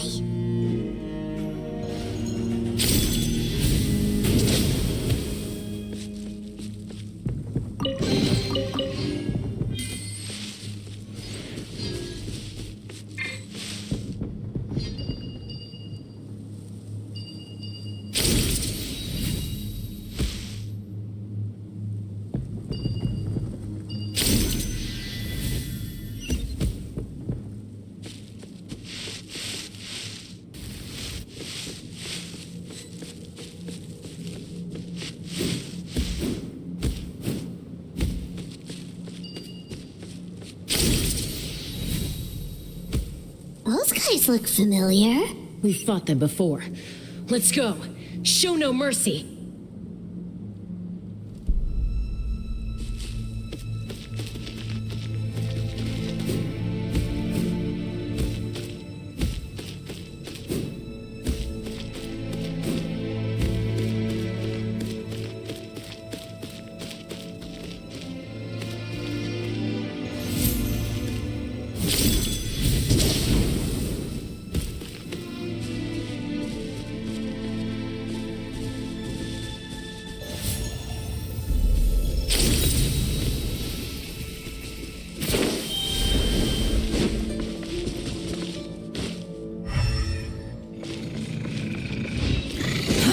Too slow. Rain outlines your fate. Everybody stand back! Let me weave you a bird. Have fun with this gift. The wind rises.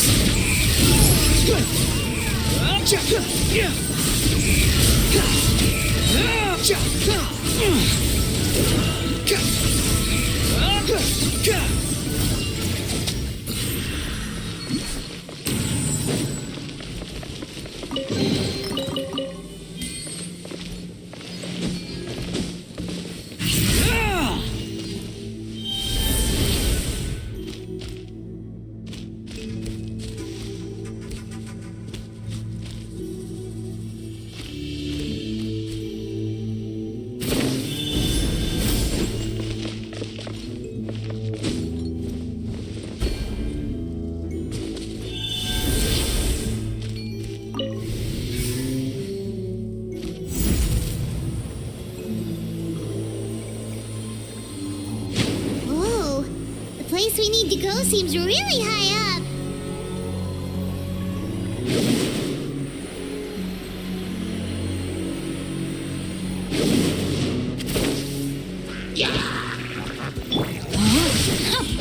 Squall and Fury.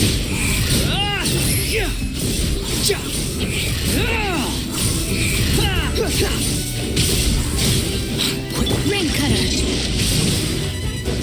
Years of the storm. Too late for regrets. Going in. Cry loud. Behold.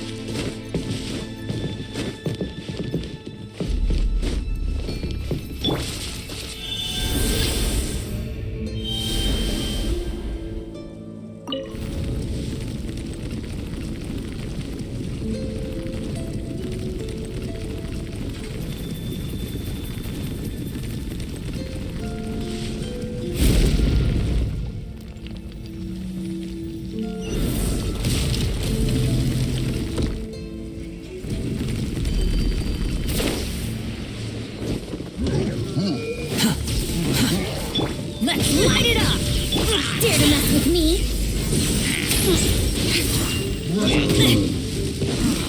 my sword! Let me lead you. Everybody stand! Truth repeats its course.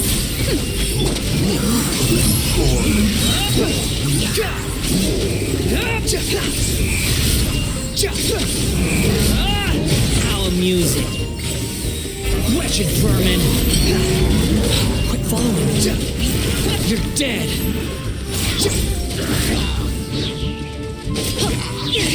For teamwork is strength. Witness the power of Gura. Know my sword. Have fun with this gift. Too late for...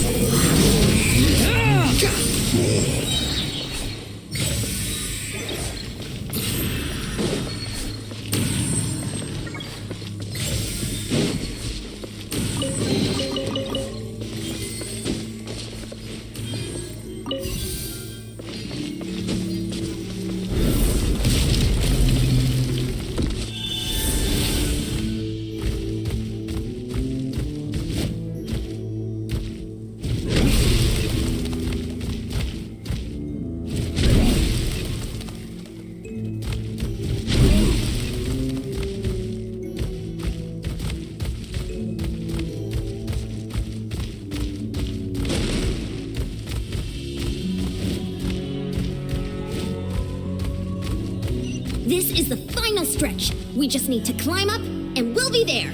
Nothing to it. Easy for you to say.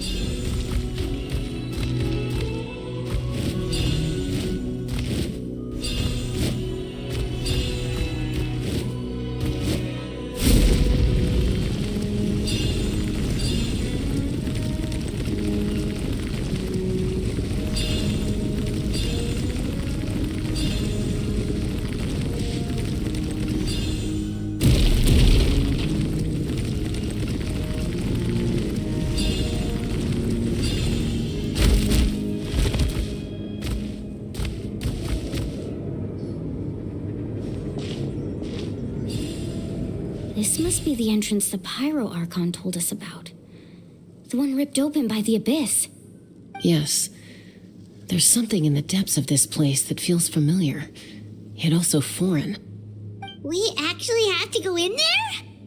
Okay, Paimon just needs to psych herself up. Don't push her through before she's ready.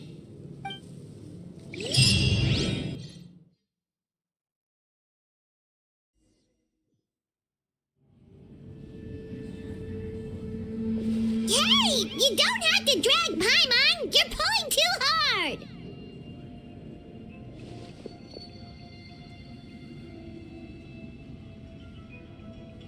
Looks like we made it. This is the Night Kingdom.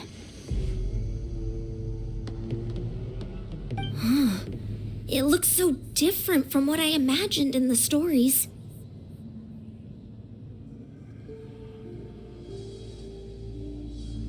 That overflow of energy is probably what trapped Kachina here in the first place. From this point forward, everything we know about the real world no longer applies. Anything can happen here. Paimon's more worried about how we're gonna make it out. We obviously can't go back the way we came. Do you see that patch of light on the ground? It's shining down from that fissure in the sky. Oh yeah, right in front of us. So that's coming from up there? Oh, it's so high up. Did we really fall that far down? Just like I said, our real-world knowledge doesn't apply here. We fell all this way, yet came out completely unscathed. If this was the real world, we'd have to climb our way back up to the entrance. But here, all we have to do is stand underneath the light and offer a prayer. That's it?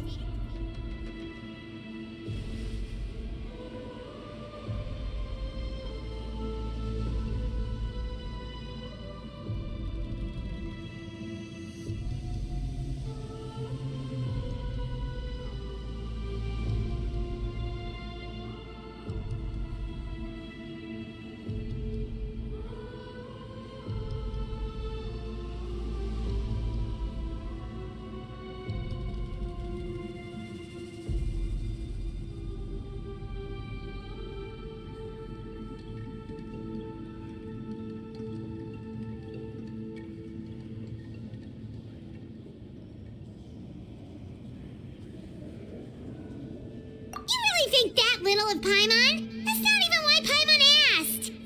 So that means all we need to do is find Kachina and bring her to this location. Exactly. This light is streaming in from the real world. It's a link between the two realms. The terrain looks difficult to navigate, and the visibility's not great either. How are we supposed to find Kachina in these conditions? Yeah, these floating black things don't look super friendly either. Those are all manifestations of abyssal power. Be careful. Ghost! A talking ghost! Calm down, I'm here to help. You're the ones who helped Vichama, right?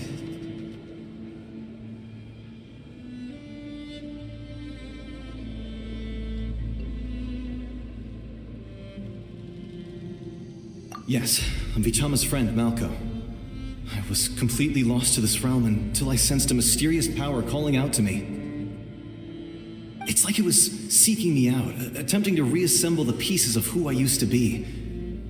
Of course, it could only do so much. I'm sorry I can only appear before you in this imperfect form. No, we should be the ones apologizing. If the Spirit Speaker Stone hadn't become corrupted by the Abyss, we could have done much more. But we had to destroy it. Otherwise, Vichama and his tribe would have been in danger. Of course. Thank you for protecting him.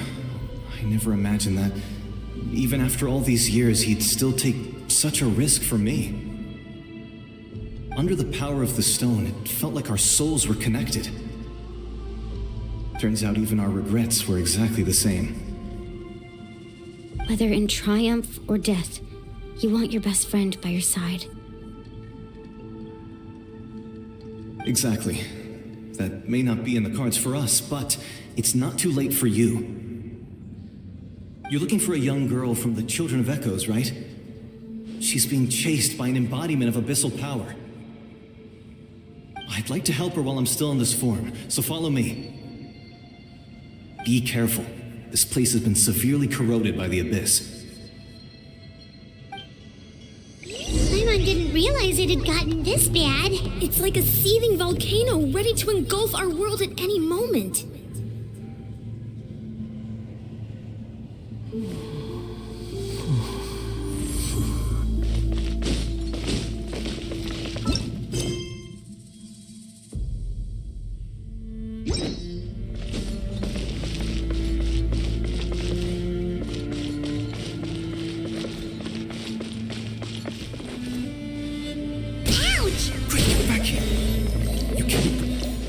Stick close to me. My power will be able to ward off attacks for the time being.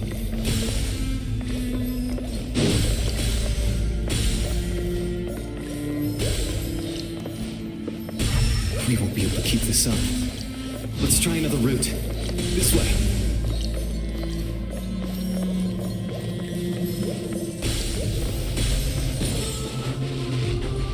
The price for my sins.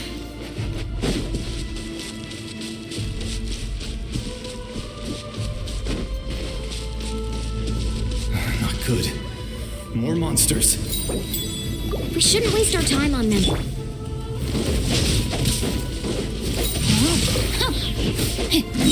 Let me lead you. Everybody stand back! Tears of the storm!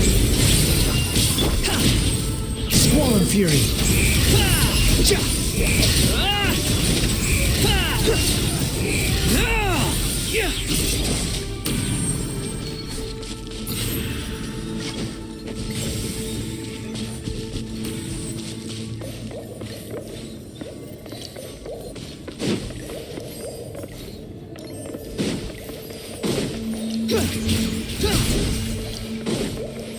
Quit following me. Behold! Oh, Paimon can't see anything! It's easy to get lost here. Just stick close.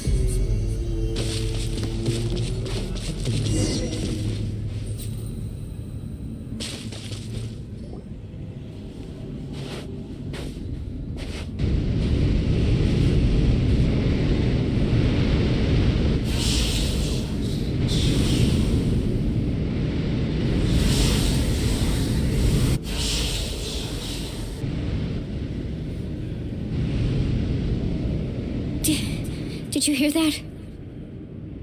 What? Never mind. It was probably just my imagination. Don't scare Paimon like that! I heard it too. It was a voice from the abyss. What did it say? It doesn't matter. It certainly doesn't harbor good intentions.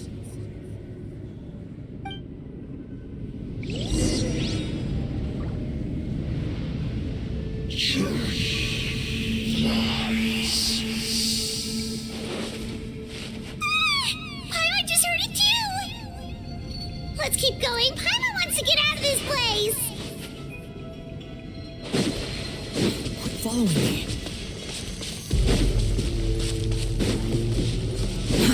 Too slow.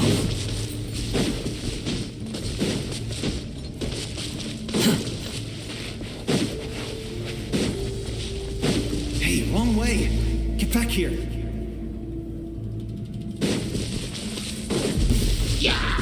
The wind rises.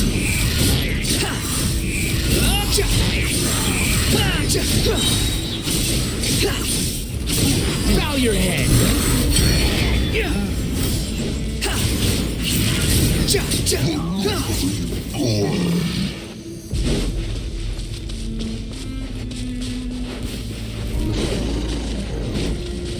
I'm going in!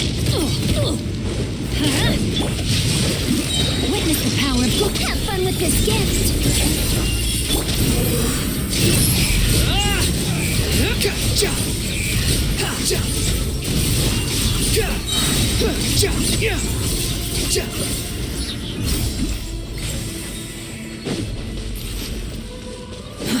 Too slow. I'm impressed. You're an extremely skilled group of adventurers.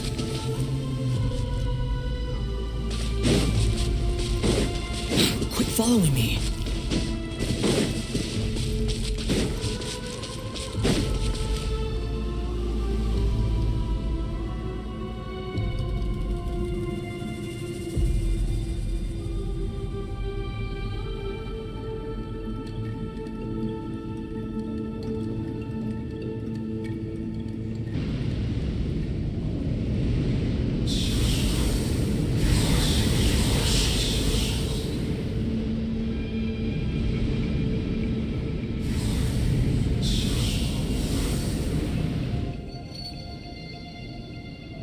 We're here, Kachina!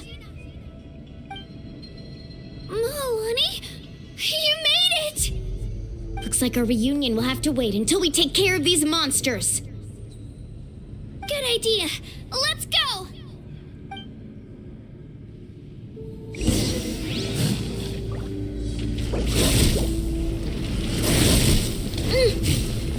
Let her rip! Everybody stand back! Let's... Body in the brain cutter! Know my sword! Gears of the storm!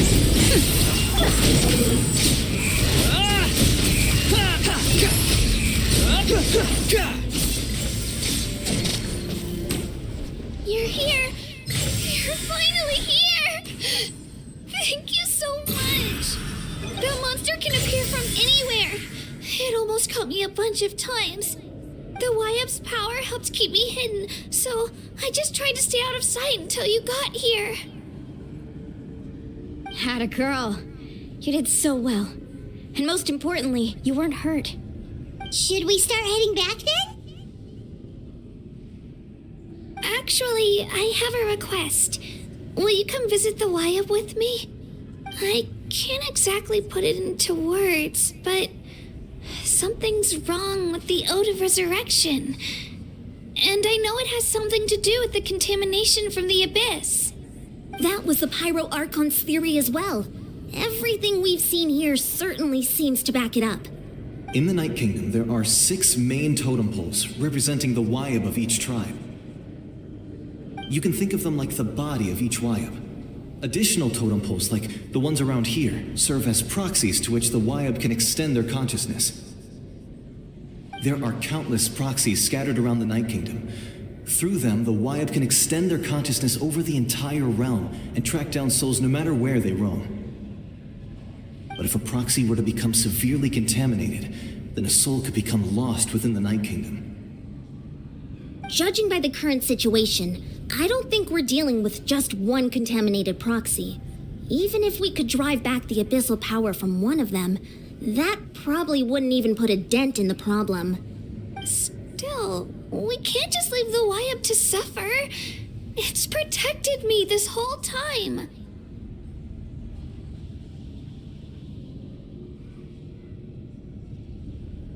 I agree. We might even manage to draw out the monster that's been hunting Kachina. Getting rid of the monster might slow down the deterioration of the Night Kingdom.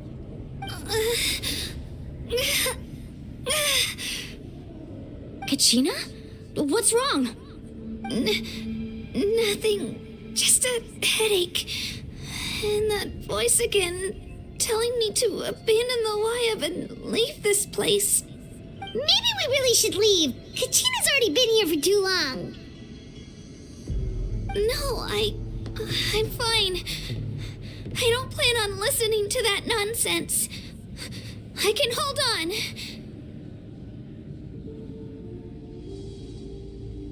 Just up ahead. I'll lead the way. Besides, I can still fight, so please, help me out a little longer. Listen to me, Kachina. We'll come with you, but that's because we want to help the Wyab, not because we have something to prove. You don't have anything to prove either. It's okay if you reach your limit. We'll be there for you. All right, the sooner we get this done, the better. We've already come all this way, so we might as well try to get to the bottom of this. Let's go. This way. I'll stay here and try to stall the Abyss monster. All by yourself? That's too dangerous. It's all right. I may not be as strong as that monster, but I'm definitely more familiar with the area. Besides, I don't have much time left. If you're anything like my friend, I'm sure you're not particularly fond of goodbyes. So go. Achieve your goal, and return to the world where you belong. Thank you for everything. You're a true hero. Thank you. No one fights alone.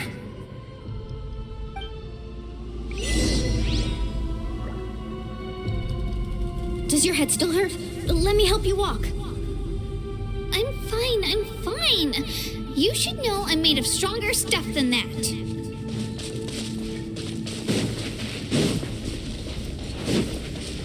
Behold!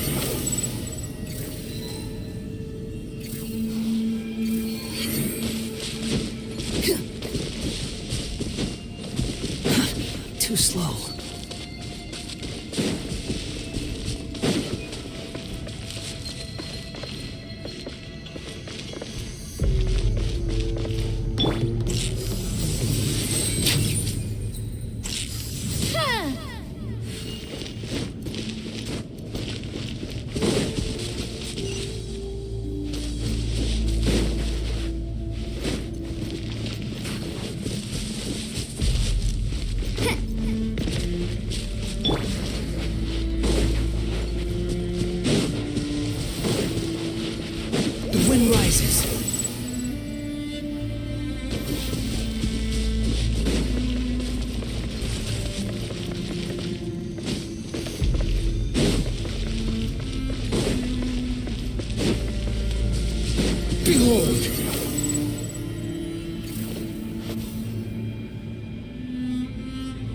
Wyab! I'm back! My friends and I are here to heal you.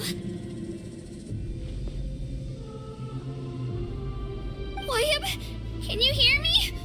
Wyab?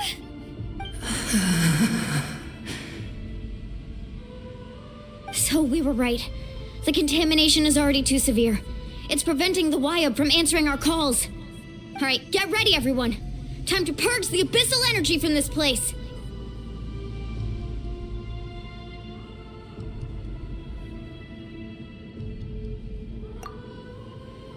Careful. We've got company. Already? You really think that puny soul could slow me down? Courage in the face of futility is pure folly. He tried to get in my way, so I disposed of him. You killed Malco? He would have dispersed with or without me. Rather than worrying about him, I would urge you to focus on yourself. You may have defeated others of my kind in the past, but underestimate me now, and it will be to your peril. No, the power of the Abyss is intoxicating. The destruction it seeks captivates like a masterful work of art. I strive only for the opportunity to see it up close. I thought this naive little girl was an exception, but it turns out humanity is full of lambs willing to offer themselves up to the slaughter. That is the tragedy of your short lives. You understand nothing of all-encompassing power. Ancient names, pride, friendship, all empty ideas invented to give you a false sense of self-worth. They possess no power at all. The Pyro Archon created those grandiose ideals out of pure selfishness. Anything to avoid sharing power. Anything to avoid handing over the primordial gift to ordinary people like you. Don't believe me? Then ask yourself, why is the Pyro Archon strong beyond measure, while you, Kachina, remain so pathetically weak?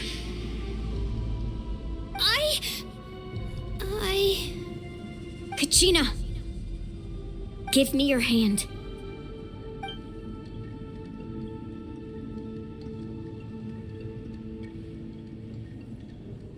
Feel that? I'm right here next to you. Thanks, Moalani. You're right. I have nothing to fear. Because I'm not alone anymore. You're right. Maybe comforting ideals don't have any power. But you also couldn't be more wrong. You've never had to work for your own strength, so you will never understand the true source of our power. What? The courage we have to stand before you and not back down? It comes from our friendship. The power lies not in the ideal itself, but in our commitment to upholding that ideal, and in our decision to stand together and fight! Well said! Let's go, Kachina. It shouldn't take more than 2 of us to handle an enemy like this. Sorry in advance, but you deserve what's coming to you! There aren't many in Natlan who can beat us when we're together. It's time he got a taste of that kind of power. From the ashes right here! to this world anew. Get snap! Carving waves! Flames of redemption!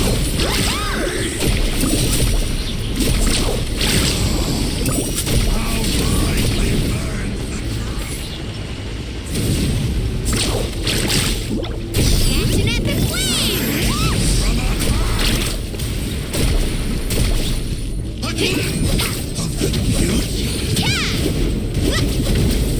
What a bold fright! Hear the inferno's call! Hear the inferno's call! No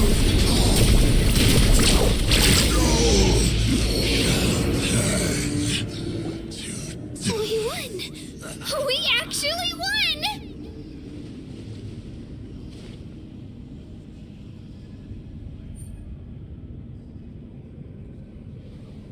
That's what he gets for underestimating you two.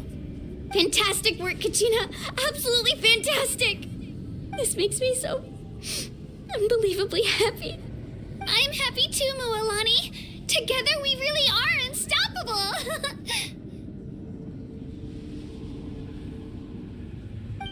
Huh? What's happening?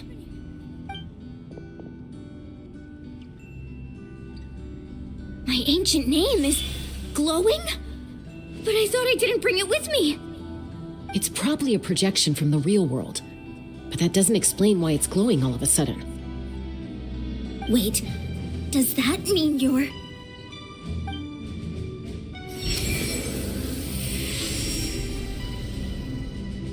That was a bold move, diving headfirst into the fire to save your friend, especially in a place so overrun with abyssal corruption.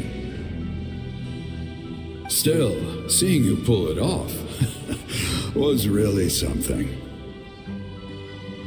Everything you said was exactly right. As isolated individuals, we stand no chance against the power of the Abyss. It took years' worth of scars and lots of unnecessary suffering for me to understand that for myself. The Pyro Archon's plan will unite us as one. Everyone has a part to play. Only then will we have the power to defeat the strongest of foes. Who are you? Tupac, a warrior from the people of the Springs. I fought against the Abyss during the invasion 500 years ago. I've heard that name before. You were the giant who saved all of Natlan. Since you were able to awaken my words from your ancient name, that means you have fully embodied the aspirations of the Wayub. Under the name Umoja, you shall unite the tribes and save Natlan from its impending doom. Me? As long as blood still runs through your veins, even the tiniest spark of steel against stone can ignite a flame. Its blaze will become one with our vision for Natlan. Even amid everlasting darkness, our bonds remain eternal.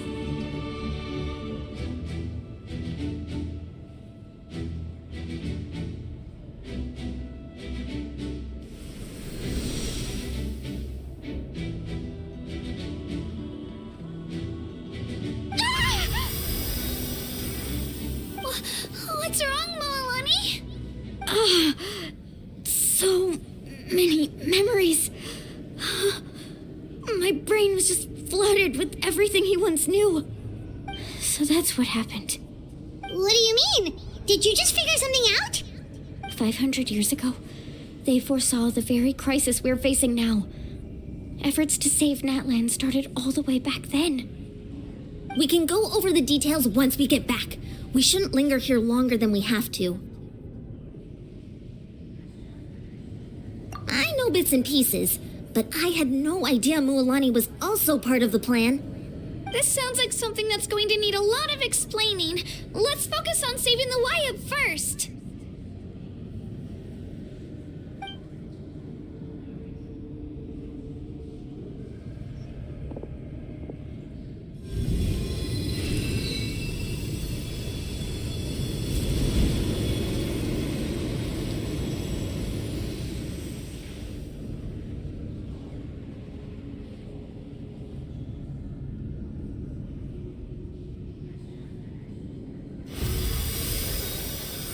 Okay, that should be enough. Wayub? Wayub? Can you hear me?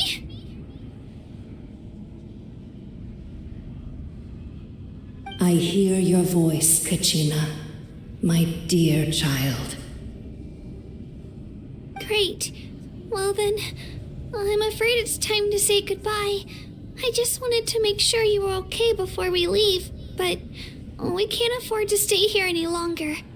I was going to ask why you bestowed an ancient name upon someone like me, but it's okay.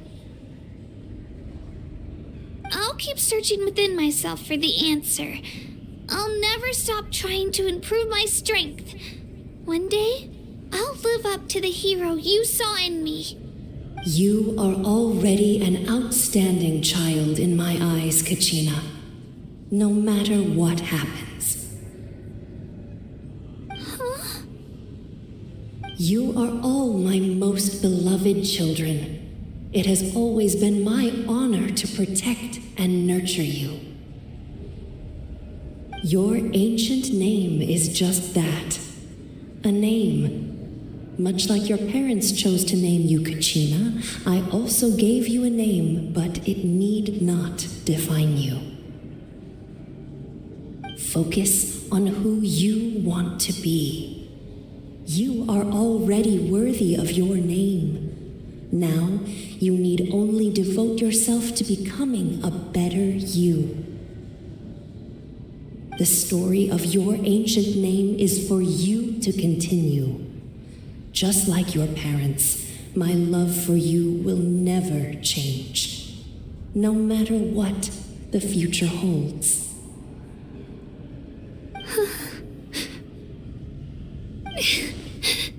Thank you, Wyatt.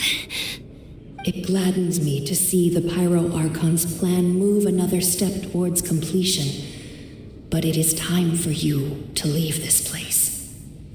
The situation here is getting worse. Go now, my children. Save Natlan on behalf of all you hold dear.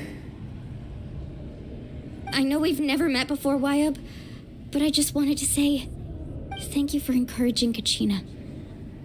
It was exactly what she needed to hear. Whoa! What's going on? An earthquake? We're out of time. It's the power of the Abyss. Quick, we need to run!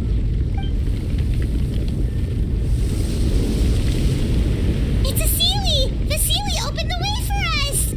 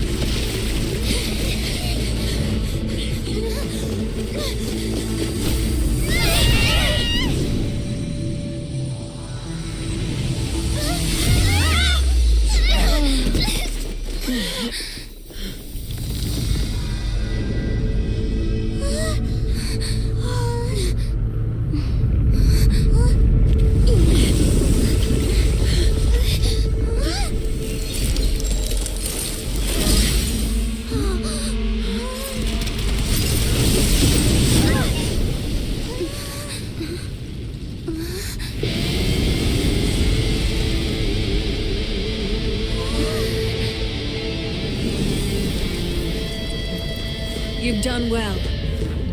Now come home.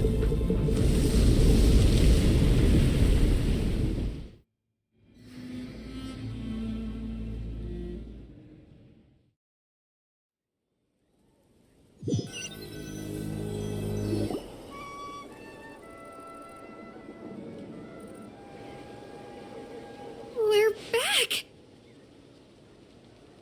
The Pyro Archon saved us. But she's not here.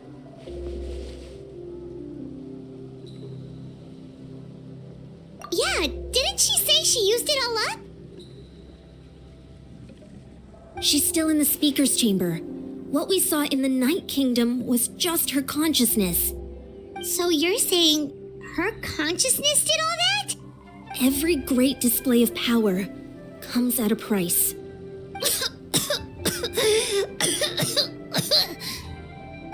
You must feel terrible, Kachina.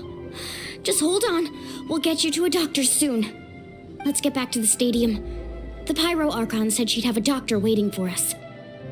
I recommend getting a full checkup, just to make sure no damage gets left behind. Paimon feels okay. What about you, Traveler?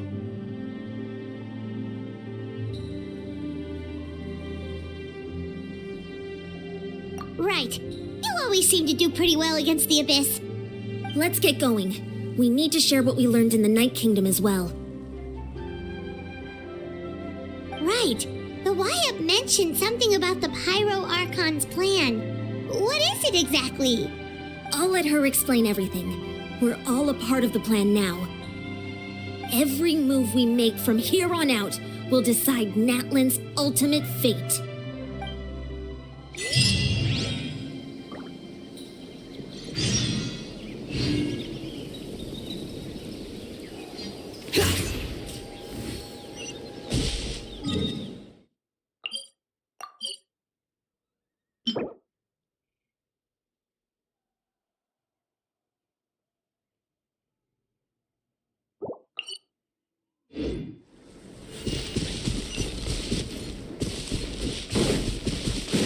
The wind rises.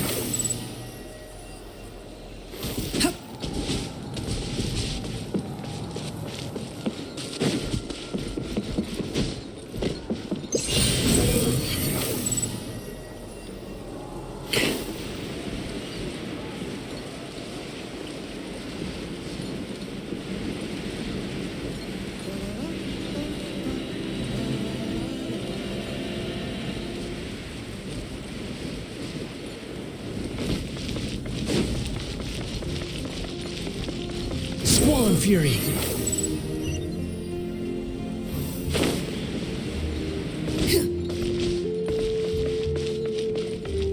Behold!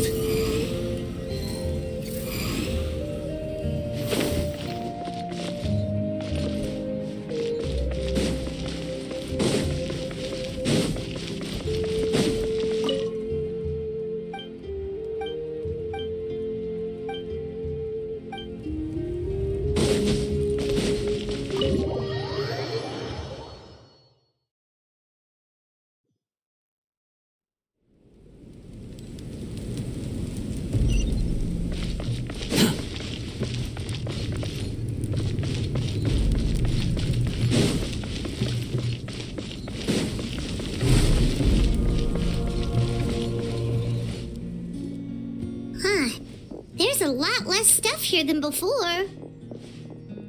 It's good to see you all here in one piece. I know you must have a lot of questions, but let Koichi check you over first. It's best not to let any lingering effects of the Abyss go untreated. Thank goodness you made it back. I came here as soon as the Pyro Archon told me about your plan. Take a seat, everybody. I'll examine you one by one.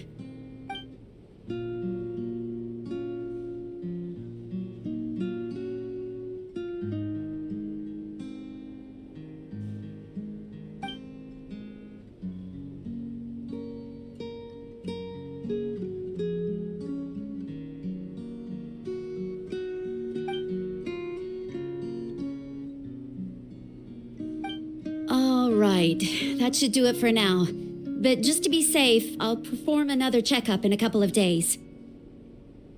I have to say, though, I've never seen anyone react to the abyss like you, Traveler. It's like you're completely immune to its power. She's always been special like that. She can even purify its power. Wait, now that you mention it, Paimon doesn't think she's affected either.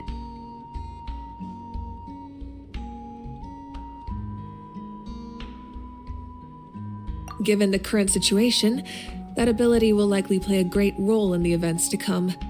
Of course. I still have patients to see, so I'll head out. Thank you, Koichi. All right.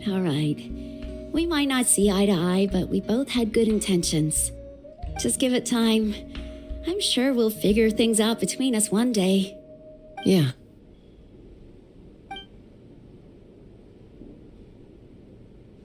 All right. There's so much to discuss, I don't even know where to begin. You've seen it for yourselves now. The devastation in the Night Kingdom. I'll get straight to the point.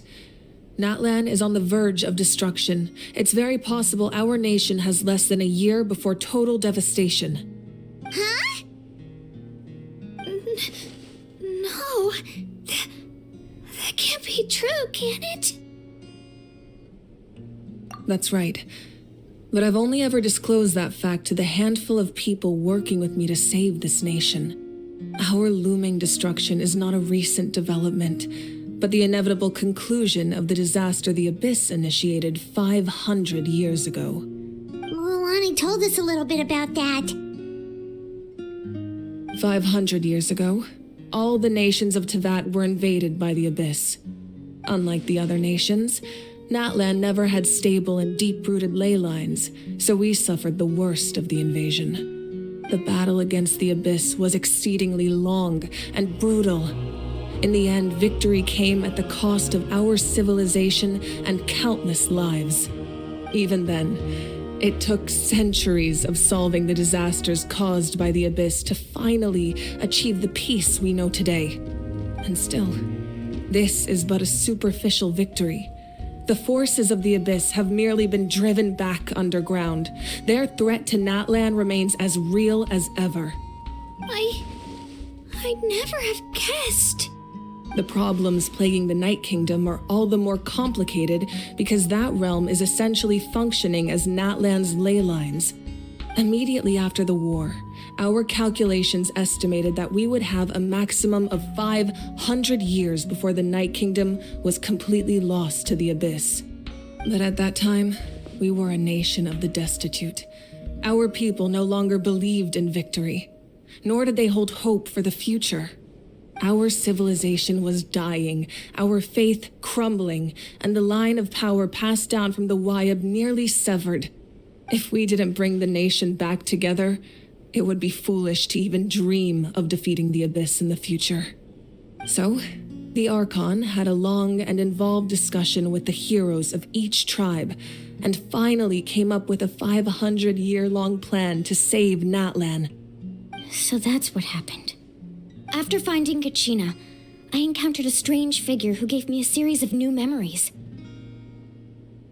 Since the plan was mentioned in those memories, I guess I've been chosen to play an important role in it. But there's still something I don't understand. Those memories showed me the Pyro Archon from back then. And it was you. Huh? But that doesn't make any sense. The Pyro Archon is supposed to be human. It's impossible for a human to live that long. That's right. The hardest thing for humans to overcome has always been time, or rather, the natural limitations of our lifespan. A god can extend a human's life by using a certain amount of divine power, or subjecting them to a curse.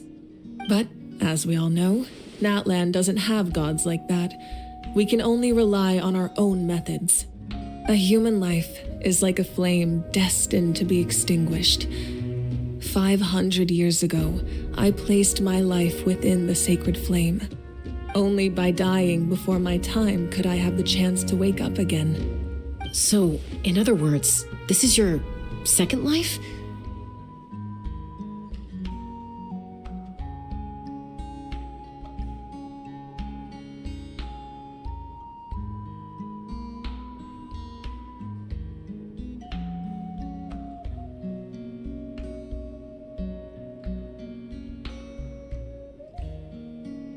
Yes. We only managed to defeat the Abyss all those years ago because the tribes came together as one. If the Natlan of the future was to have a fighting chance, the Pyro Archons that came after the war had to rebuild the decimated tribes. The goal was to reunite the people and restore the strength of each tribe's Wayab. Once a tribe was back to its full strength, the tribe's Wayab would select a hero, indicating the tribe was once again ready for war. The Chosen would then stand by my side in defense of our nation, just like great heroes of old 500 years ago. So that means I'm one of the Chosen? That's right. You bear the ancient name Umoja, the same one held by the hero from your tribe 500 years ago. It means unity. After your adventure in the Night Kingdom, I trust you've come to fully understand the meaning of that name. So in other words, you always knew who the Wayab were going to pick from each tribe? Yes. According to the plan, each tribe was supposed to have been fully restored by the time I awoke. But something went wrong along the way. The 6 heroes successfully inherited the ancient names from 500 years ago, but the intel regarding the plan wasn't passed on to them. Once again, it comes down to the deterioration of the Night Kingdom. Communication between the Sacred Flame and the Wayab has been blocked. Just like how the Ode of Resurrection failed to bring Kachina back. Exactly. It's just another tactic the Abyss is using against us. The Abyss may not possess intelligence, but its methods certainly aren't easy to counter. If we want to unblock that information from being passed on, my presence alone isn't enough. The ancient name-bearer must establish a greater connection to their name. So, I've tried my best to help them from the sidelines. Currently, Shalonin of the Children of Echoes, Kinich of the Scions of the Canopy, and Iansan of the Collective of Plenty have all been acknowledged by their names.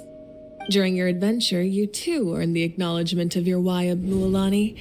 In the process, you gained the memories stored within your name. But we have less than a year! Yes, but we have no choice. We cannot start the plan until all the heroes have been gathered. That's also why I haven't been able to take action despite the urgency of the situation. But if you knew this whole time, why didn't you just tell me about my role in all this? Wouldn't that make everything go a lot faster? Perhaps, but the opposite could also be true. Knowing your destiny too early could mean failing to realize your full potential. Just like your determination to save Kachina, I hope your commitment to this endeavor comes from your own strength of will, rather than a sense of obligation. So I suppose you're not going to tell us who the final 2 heroes are then? That's right. Their time is yet to come. Putting pressure on them beforehand will only hinder their development. I can only trust in the judgment of the Wayab. I have never believed I could solve this crisis alone. In fact, it was precisely because I chose to trust and rely on others that we managed to get this far. Natlan's salvation lies not in its Archon or any singular individual, but in us all.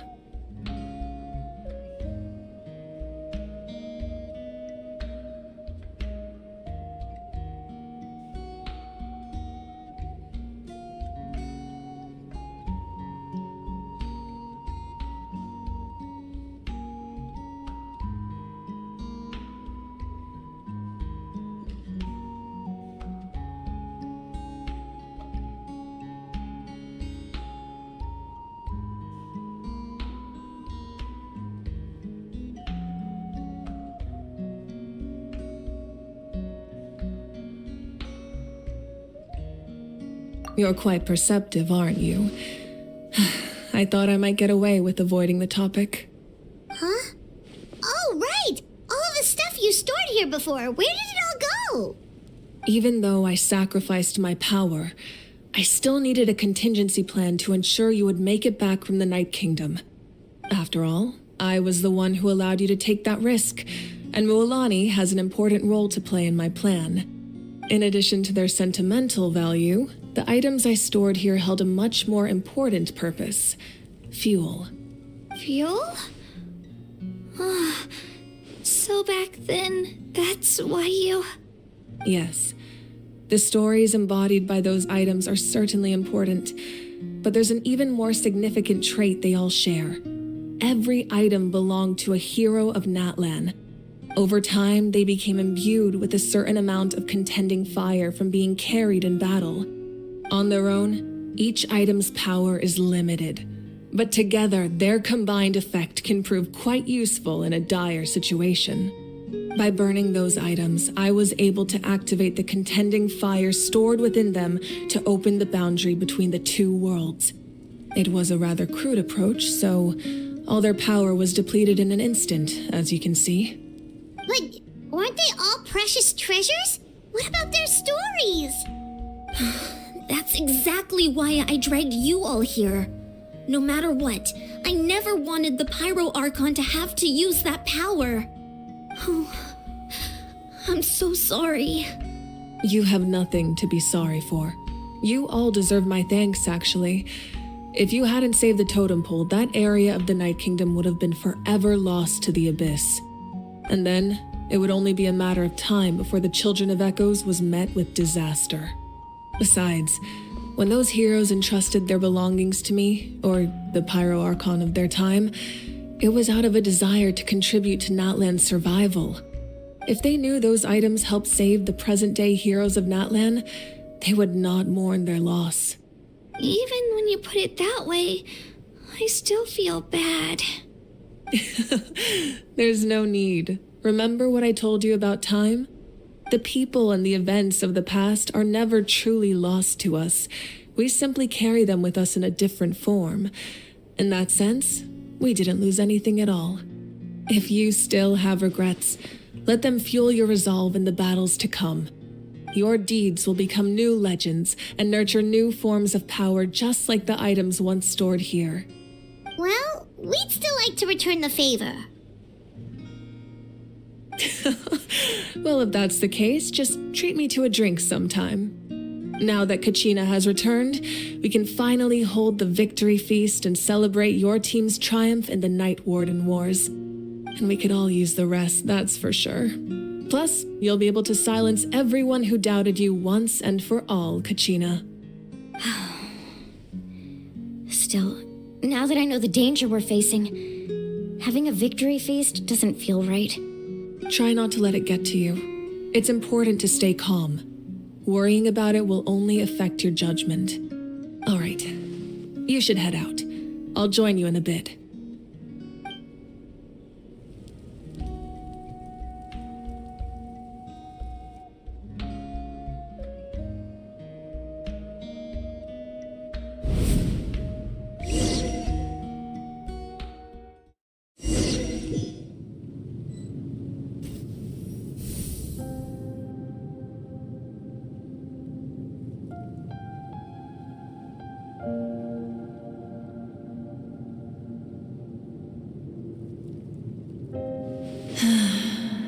When I was young, I used to sit by the hot springs and listen to the stories of warriors from all over Natlan. They attract people from all walks of life. Friends come easy here, no matter what tribe you're from. The people of the springs have never claimed the hot springs as their own private property. They are there to bring all hot spring buddies together. It's been really nice seeing the children of my tribe get older. It's helped me gradually understand the true value of the springs. I've witnessed their energy, their determination, their absolute passion for life. Even when they cause trouble, I never managed to hold on to my anger for long. It's unbelievable how quickly they worm their way back into my good graces. I'm certain Mualani will become a great warrior when she grows up. She possesses infinite potential. I can see it. One day, when I'm no longer in fighting form, I'll come here and tell stories to all the children, just like those warriors did for me. So, you better get busy, Pyro Archon, or I'll end up running out of stories.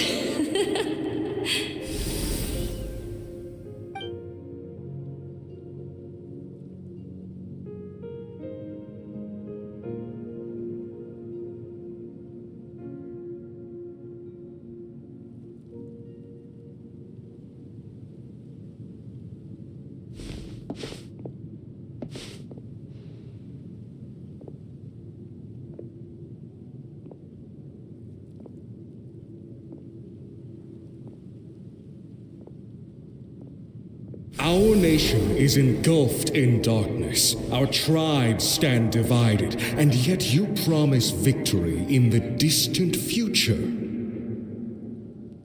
The Abyss is a cunning enemy, one that I faced in battle many times. Were that not the case, I would never understand exercising this degree of caution. My rage will never know absolution. Then my power will no longer aid you in victory. But you came to me because you knew you could convince me with just a single sentence. I understand your choice. The heroes of today will forge the path ahead with blood and fire. Just remember to earn us the victory we owed. Otherwise, rest assured, I'll find a way to collect the debt. For Natlan.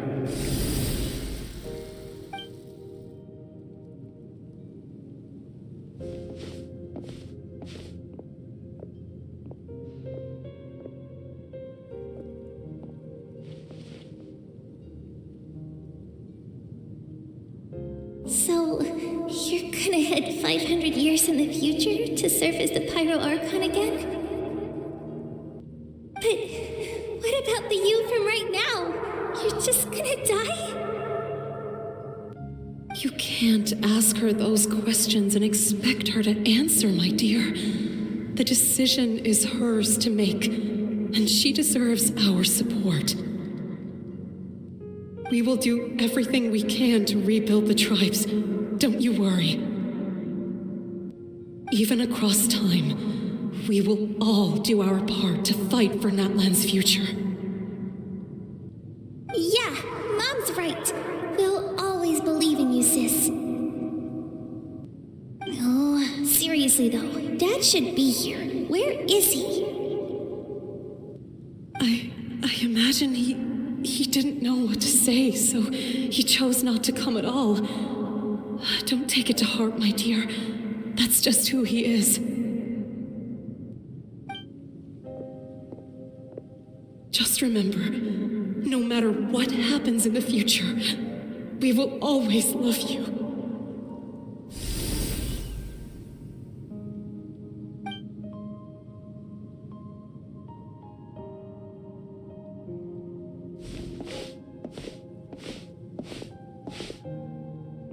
I'll come find you one day. I know I can't live that long, but I'll think of something. There has to be a way for us to meet again one day. If there's an answer out there somewhere, I'm gonna find it. So, don't forget about me.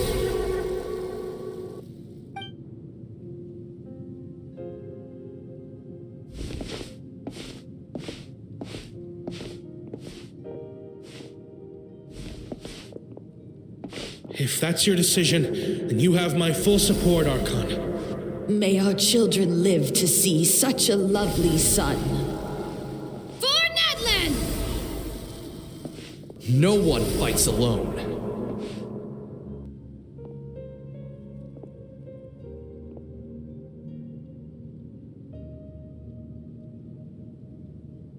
The rules are my legacy. They shall grant us the strength to overcome the next tragedy. War forged the 6 tribes, taught us how to fight, instilled in us what it means to love. Who will be the one to bring this to an end?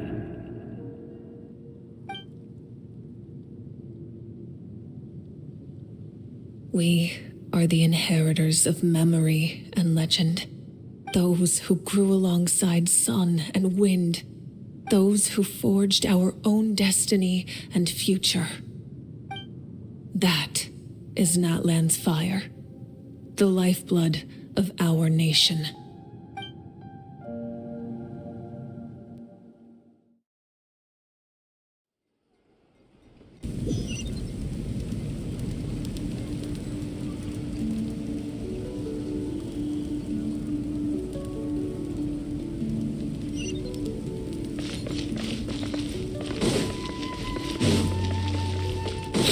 following me.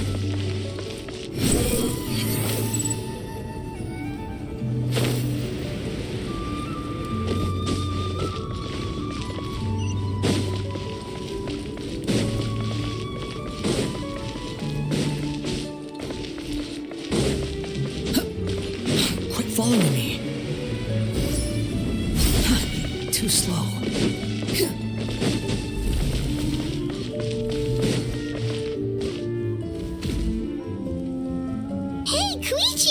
You here for the victory feast too? Oh, no. I knew Chaska would be here, so I just came to deliver some medicine. I was about to leave, actually. No, it's not that I don't want to celebrate Kachina and the others. I'm so glad she made it back. It's just...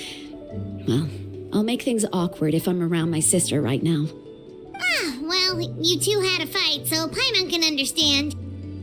She didn't cause any trouble during your trip, right?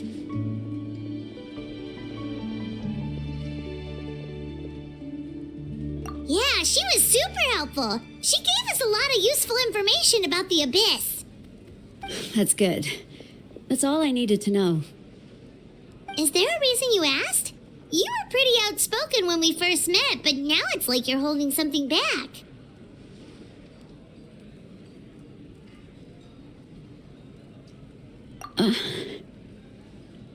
Maybe it seemed unreasonable, picking that fight with her before you left, but I did it for a reason. Her impulse to fight is extremely strong. Her mental strength helps her rein it in, but she still loses control sometimes. I had no idea what you might face in the Night Kingdom, so I didn't want to take any chances. So what you're saying is... Okay, so maybe it sounds a little stupid, but it works pretty well. It helps her keep her cool for a little while, at least. Anyway, I'm just glad you were able to make it back safe and sound. That's all I wanted. But do you really have to go that far? Can't you just talk it out? No way. Chaska never opens up about her own pain, especially to her family. She can't learn about this, or it'll be even harder to help her.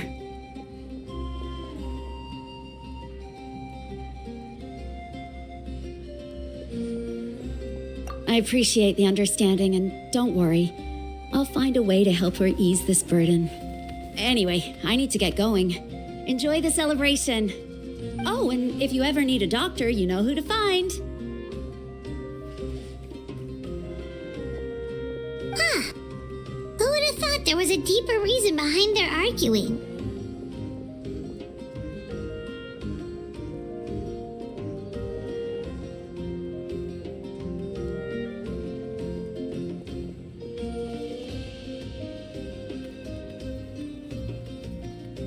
In the end, it's all the Abyss's fault. Paimon's had enough of them.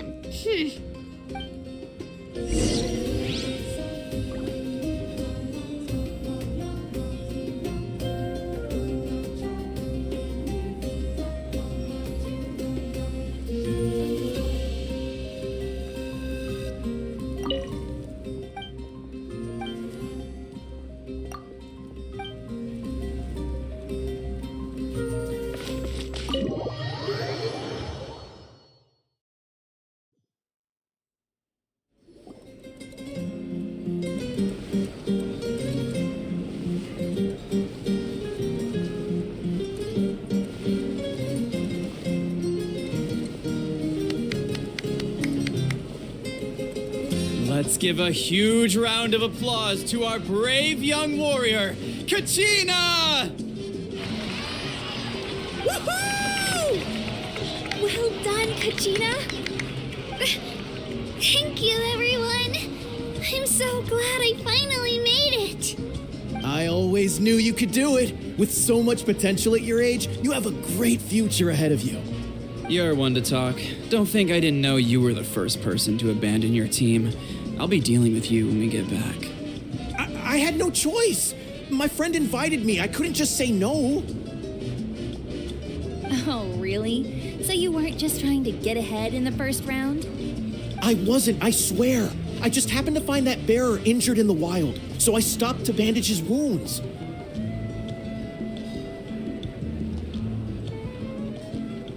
When he insisted on repaying the favor, what was I supposed to do? I'm just one person. I figured Kachina would have no trouble replacing me. But the fact of the matter is that after your departure, everyone else started thinking about swapping teams too. I'm really sorry, Kachina. It was wrong of us to abandon you like that. It's amazing that you still made it all the way through to the Night Warden Wars. That's the highest honor. So, what about you guys? Did you make it far? Our team captain drank too much the night before the competition and turned up late to the stadium on the day. We got disqualified.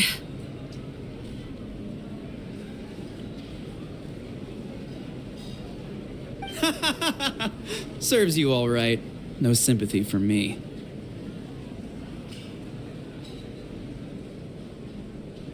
All right. There's no need to be like that, Uncle Pakal. Dear friends, I'd like to say a few words. Firstly, I'm grateful to my friends and our great Archon for helping to bring me back. This traveler and her companion Paimon are some of the strongest people I've ever met. If they were allowed to participate in the pilgrimage, I have no doubt that they'd win the whole thing. They've agreed to let me learn from them. With their help, I believe I can become even stronger still. And let's not forget my good friends, Moalani, Chaska, Kanich, and Ayan-san. They all helped the Traveler and Paimon figure out a way to bring me back from the Night Kingdom. They too deserve to be called our heroes, so please give another round of applause for them. Thank you so much. Well said! I'll drink to that. How does it feel being a hero, Kachina? To be honest, it's a bit overwhelming. It all just feels so surreal. Well, you better get used to it. Next up, undefeated champion! Hey, please don't make fun of me.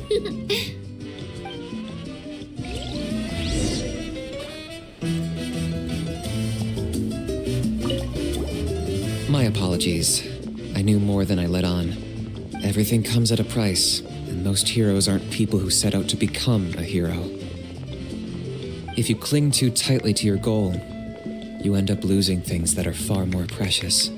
But in any case, we're now on the same page. I wonder how long before the two final heroes appear. From the Flower Feather Clan and the Masters of the Night Wind.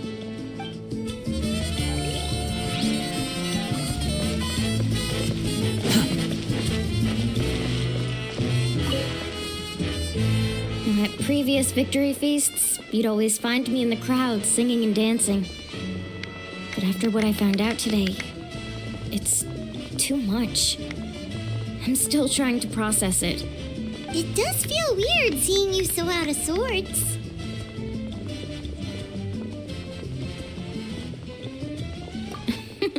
Is this another pearl of wisdom based on your adventuring experience?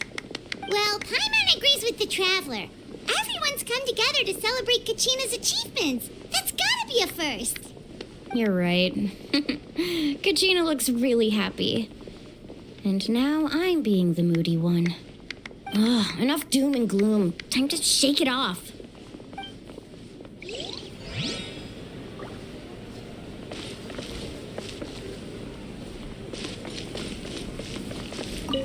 It cost us a lot, but we got Kachina back safely, and that's what matters. There'll be even tougher challenges coming our way in the days ahead, though. We'll have to train harder, make sure we're in peak condition. That includes you, Paimon. I can do a special one-off session to show you the ropes. Interested? No thanks.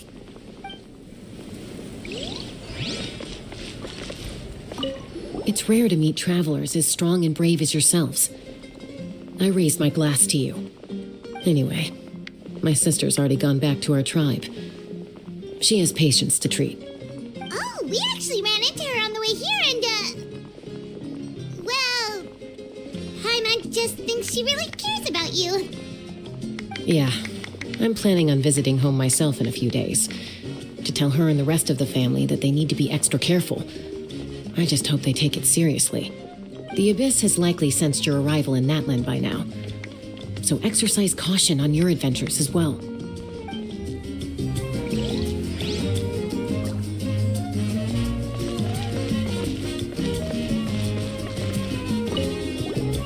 I've been through so much all at once. Everything still kind of feels like a dream. Are you still feeling unwell? Nope, all better now. I told you I bounced back pretty quick, so don't worry about me. I bet you guys must be tired, though. Make sure you get some good rest tonight. You gotta recharge so you'll be in the mood to have fun.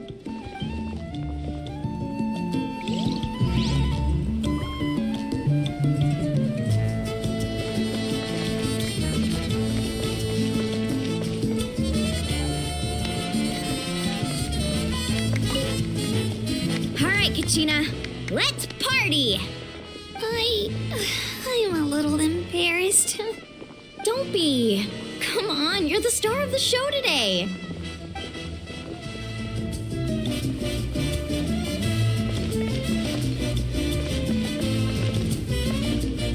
My apologies. I knew more than I let on. Everything comes at a price, and most heroes aren't people who set out to become a hero. If you cling too tightly to your goal, you end up losing things that are far more precious. But in any case, we're now on the same page. I wonder how long before the two final heroes appear.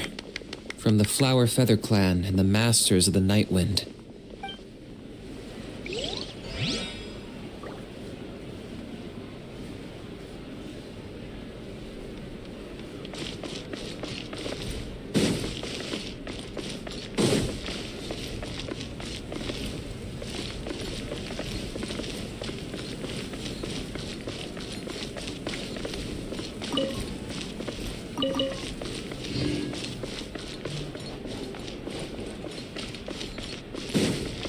Quit following me.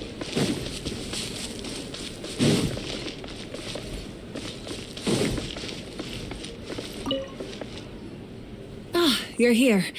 Have some fruit juice. I got it specially for you two. How did you know? That's Paimon's favorite! You look like you've still got questions. Ask away.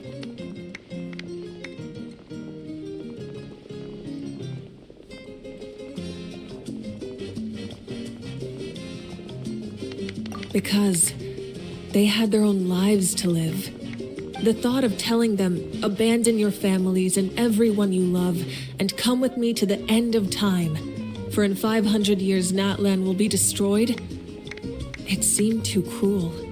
You could just as easily point out that everything in this world would come to an end eventually. But life is short, and beyond a point, it just doesn't seem real. Imagine if I said, let's leave right now and go save the sun because it'll flame out in a few million years. It would sound quite ridiculous. I couldn't make them shoulder that burden with me. Besides, every generation will have its heroes, this one included. The plan could still work without them. Or, of course, without me. But since I was the one who came up with the plan, I felt duty-bound to see it through to the end. Paimon's suddenly remembering that portrait in your room. Was that your family from back then? Yes, it was. So when you asked me who my sister grew up to be, the truth is that very little information survives. From what I've been able to piece together, I can conclude with a reasonable degree of confidence that she ended up as an architect and artist. She played an instrumental role in rebuilding the scions of the Canopy tribe, designing and building many houses. But of course, none of her buildings are around anymore. Still, it was an impressive achievement, and I'm very proud of her.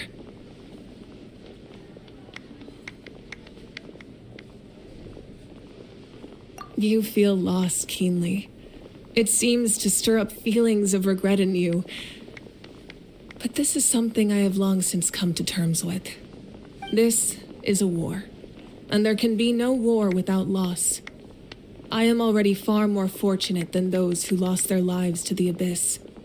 The people of Natlan look to me as their Archon, and the weight of their expectations is mine to bear. I must see our fate through to the very end, no matter what I may find there. Yeah, doesn't that mean the way everything ends has already been written, including your plan? I suppose, but so what? Don't forget, time takes many forms. The past, present, and future coexist, and all are equally important. Even if the future ends in destruction, there's still no reason to give up on the here and now. And it's precisely because we humans cannot know our fate that we will never give up on our struggle. This is a pivotal moment.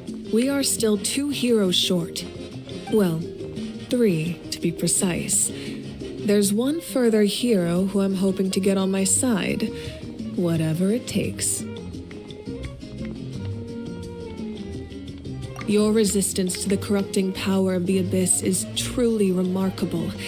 It would easily make you an all-important figure in the upcoming battle. If you agree to join us, you will not only gain my full support in your journey, but I will also forge a brand new ancient name for you. Ancient names can be forged?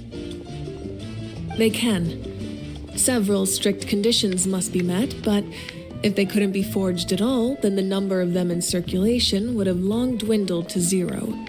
Possessing an ancient name would mean that your adventures in Natlan are recorded in full.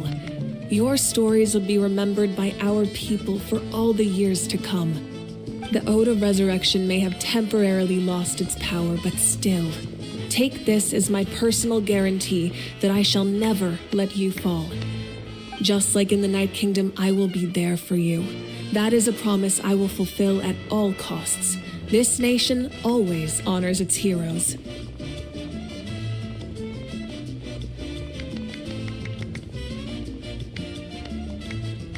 Yeah, we can't just ignore the situation here. Wonderful. Then I'll reach out to Shilonen right away. She's the one who will forge the name.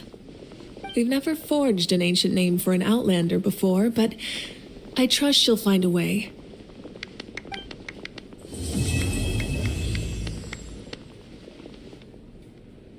My lord, we've received word that the Pyro Archon has lost much of her power. Although your injury complicates things, this is most certainly the opportune time to seize the Gnosis. Victory and defeat are rules, not outcomes. I have never taken advantage of an opponent in a time of weakness, and I don't intend to start now. As for you, I must confess, I did not expect that little trick of yours to save the day. No matter how dense the fog, as long as the sun remains, we cannot turn day into night. She could have dispelled it. She simply chose not to. You don't have much time, and you're injured on top of that. What do you plan to do next? I'm beginning to see just how useful you may turn out to be. You heard something from here, didn't you?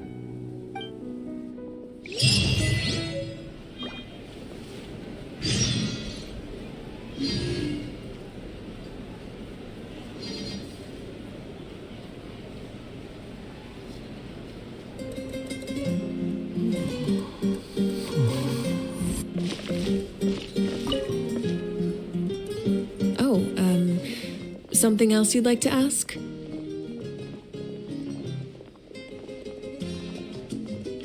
Well, our intel suggests he hasn't made any new movements yet, although Kenichi's investigation helped us confirm that he's being aided by someone from the Masters of the Nightwind. I'm getting closer to narrowing down who that may be, but it's still unclear whether this person aided the captain out of willingness or coercion. If you learn anything about this during your adventures, please let me know. Something else you'd like to ask?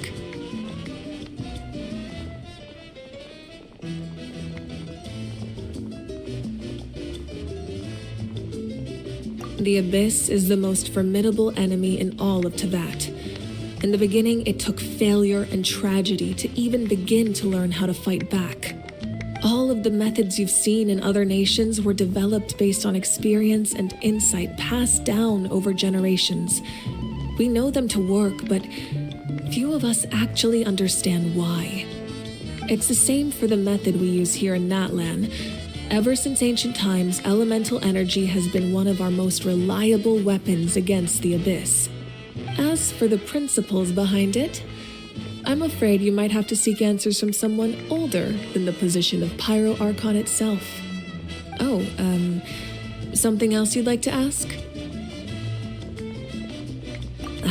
That also comes down to the long-standing effects of the Abyss. Our people's survival is inextricably tied to the Wyab, but their power has its limits.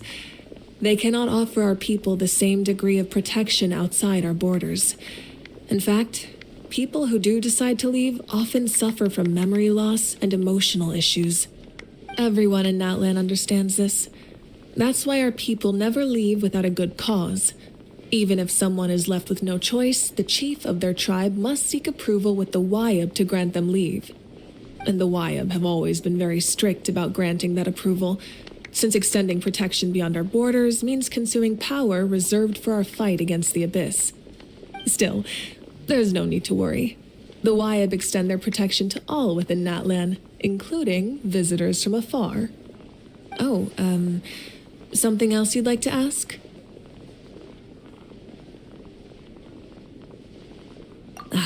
That also comes down to the long-standing effects of the Abyss. Our people's survival is inextricably tied to the Wyab, but their power has its limits. They cannot offer our people the same degree of protection outside our borders. In fact, people who do decide to leave often suffer from memory loss and emotional issues. Everyone in Natlan understands this. That's why our people never leave without a good cause. Even if someone is left with no choice, the chief of their tribe must seek approval with the Wyab to grant them leave.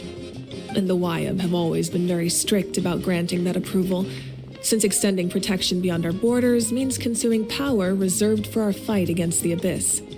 Still, there's no need to worry.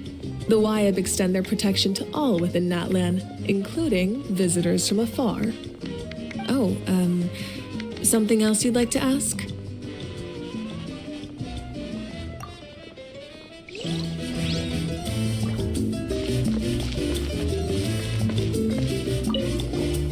My apologies. Everything comes at a price if you cling too tight, but in any case, I wonder how long...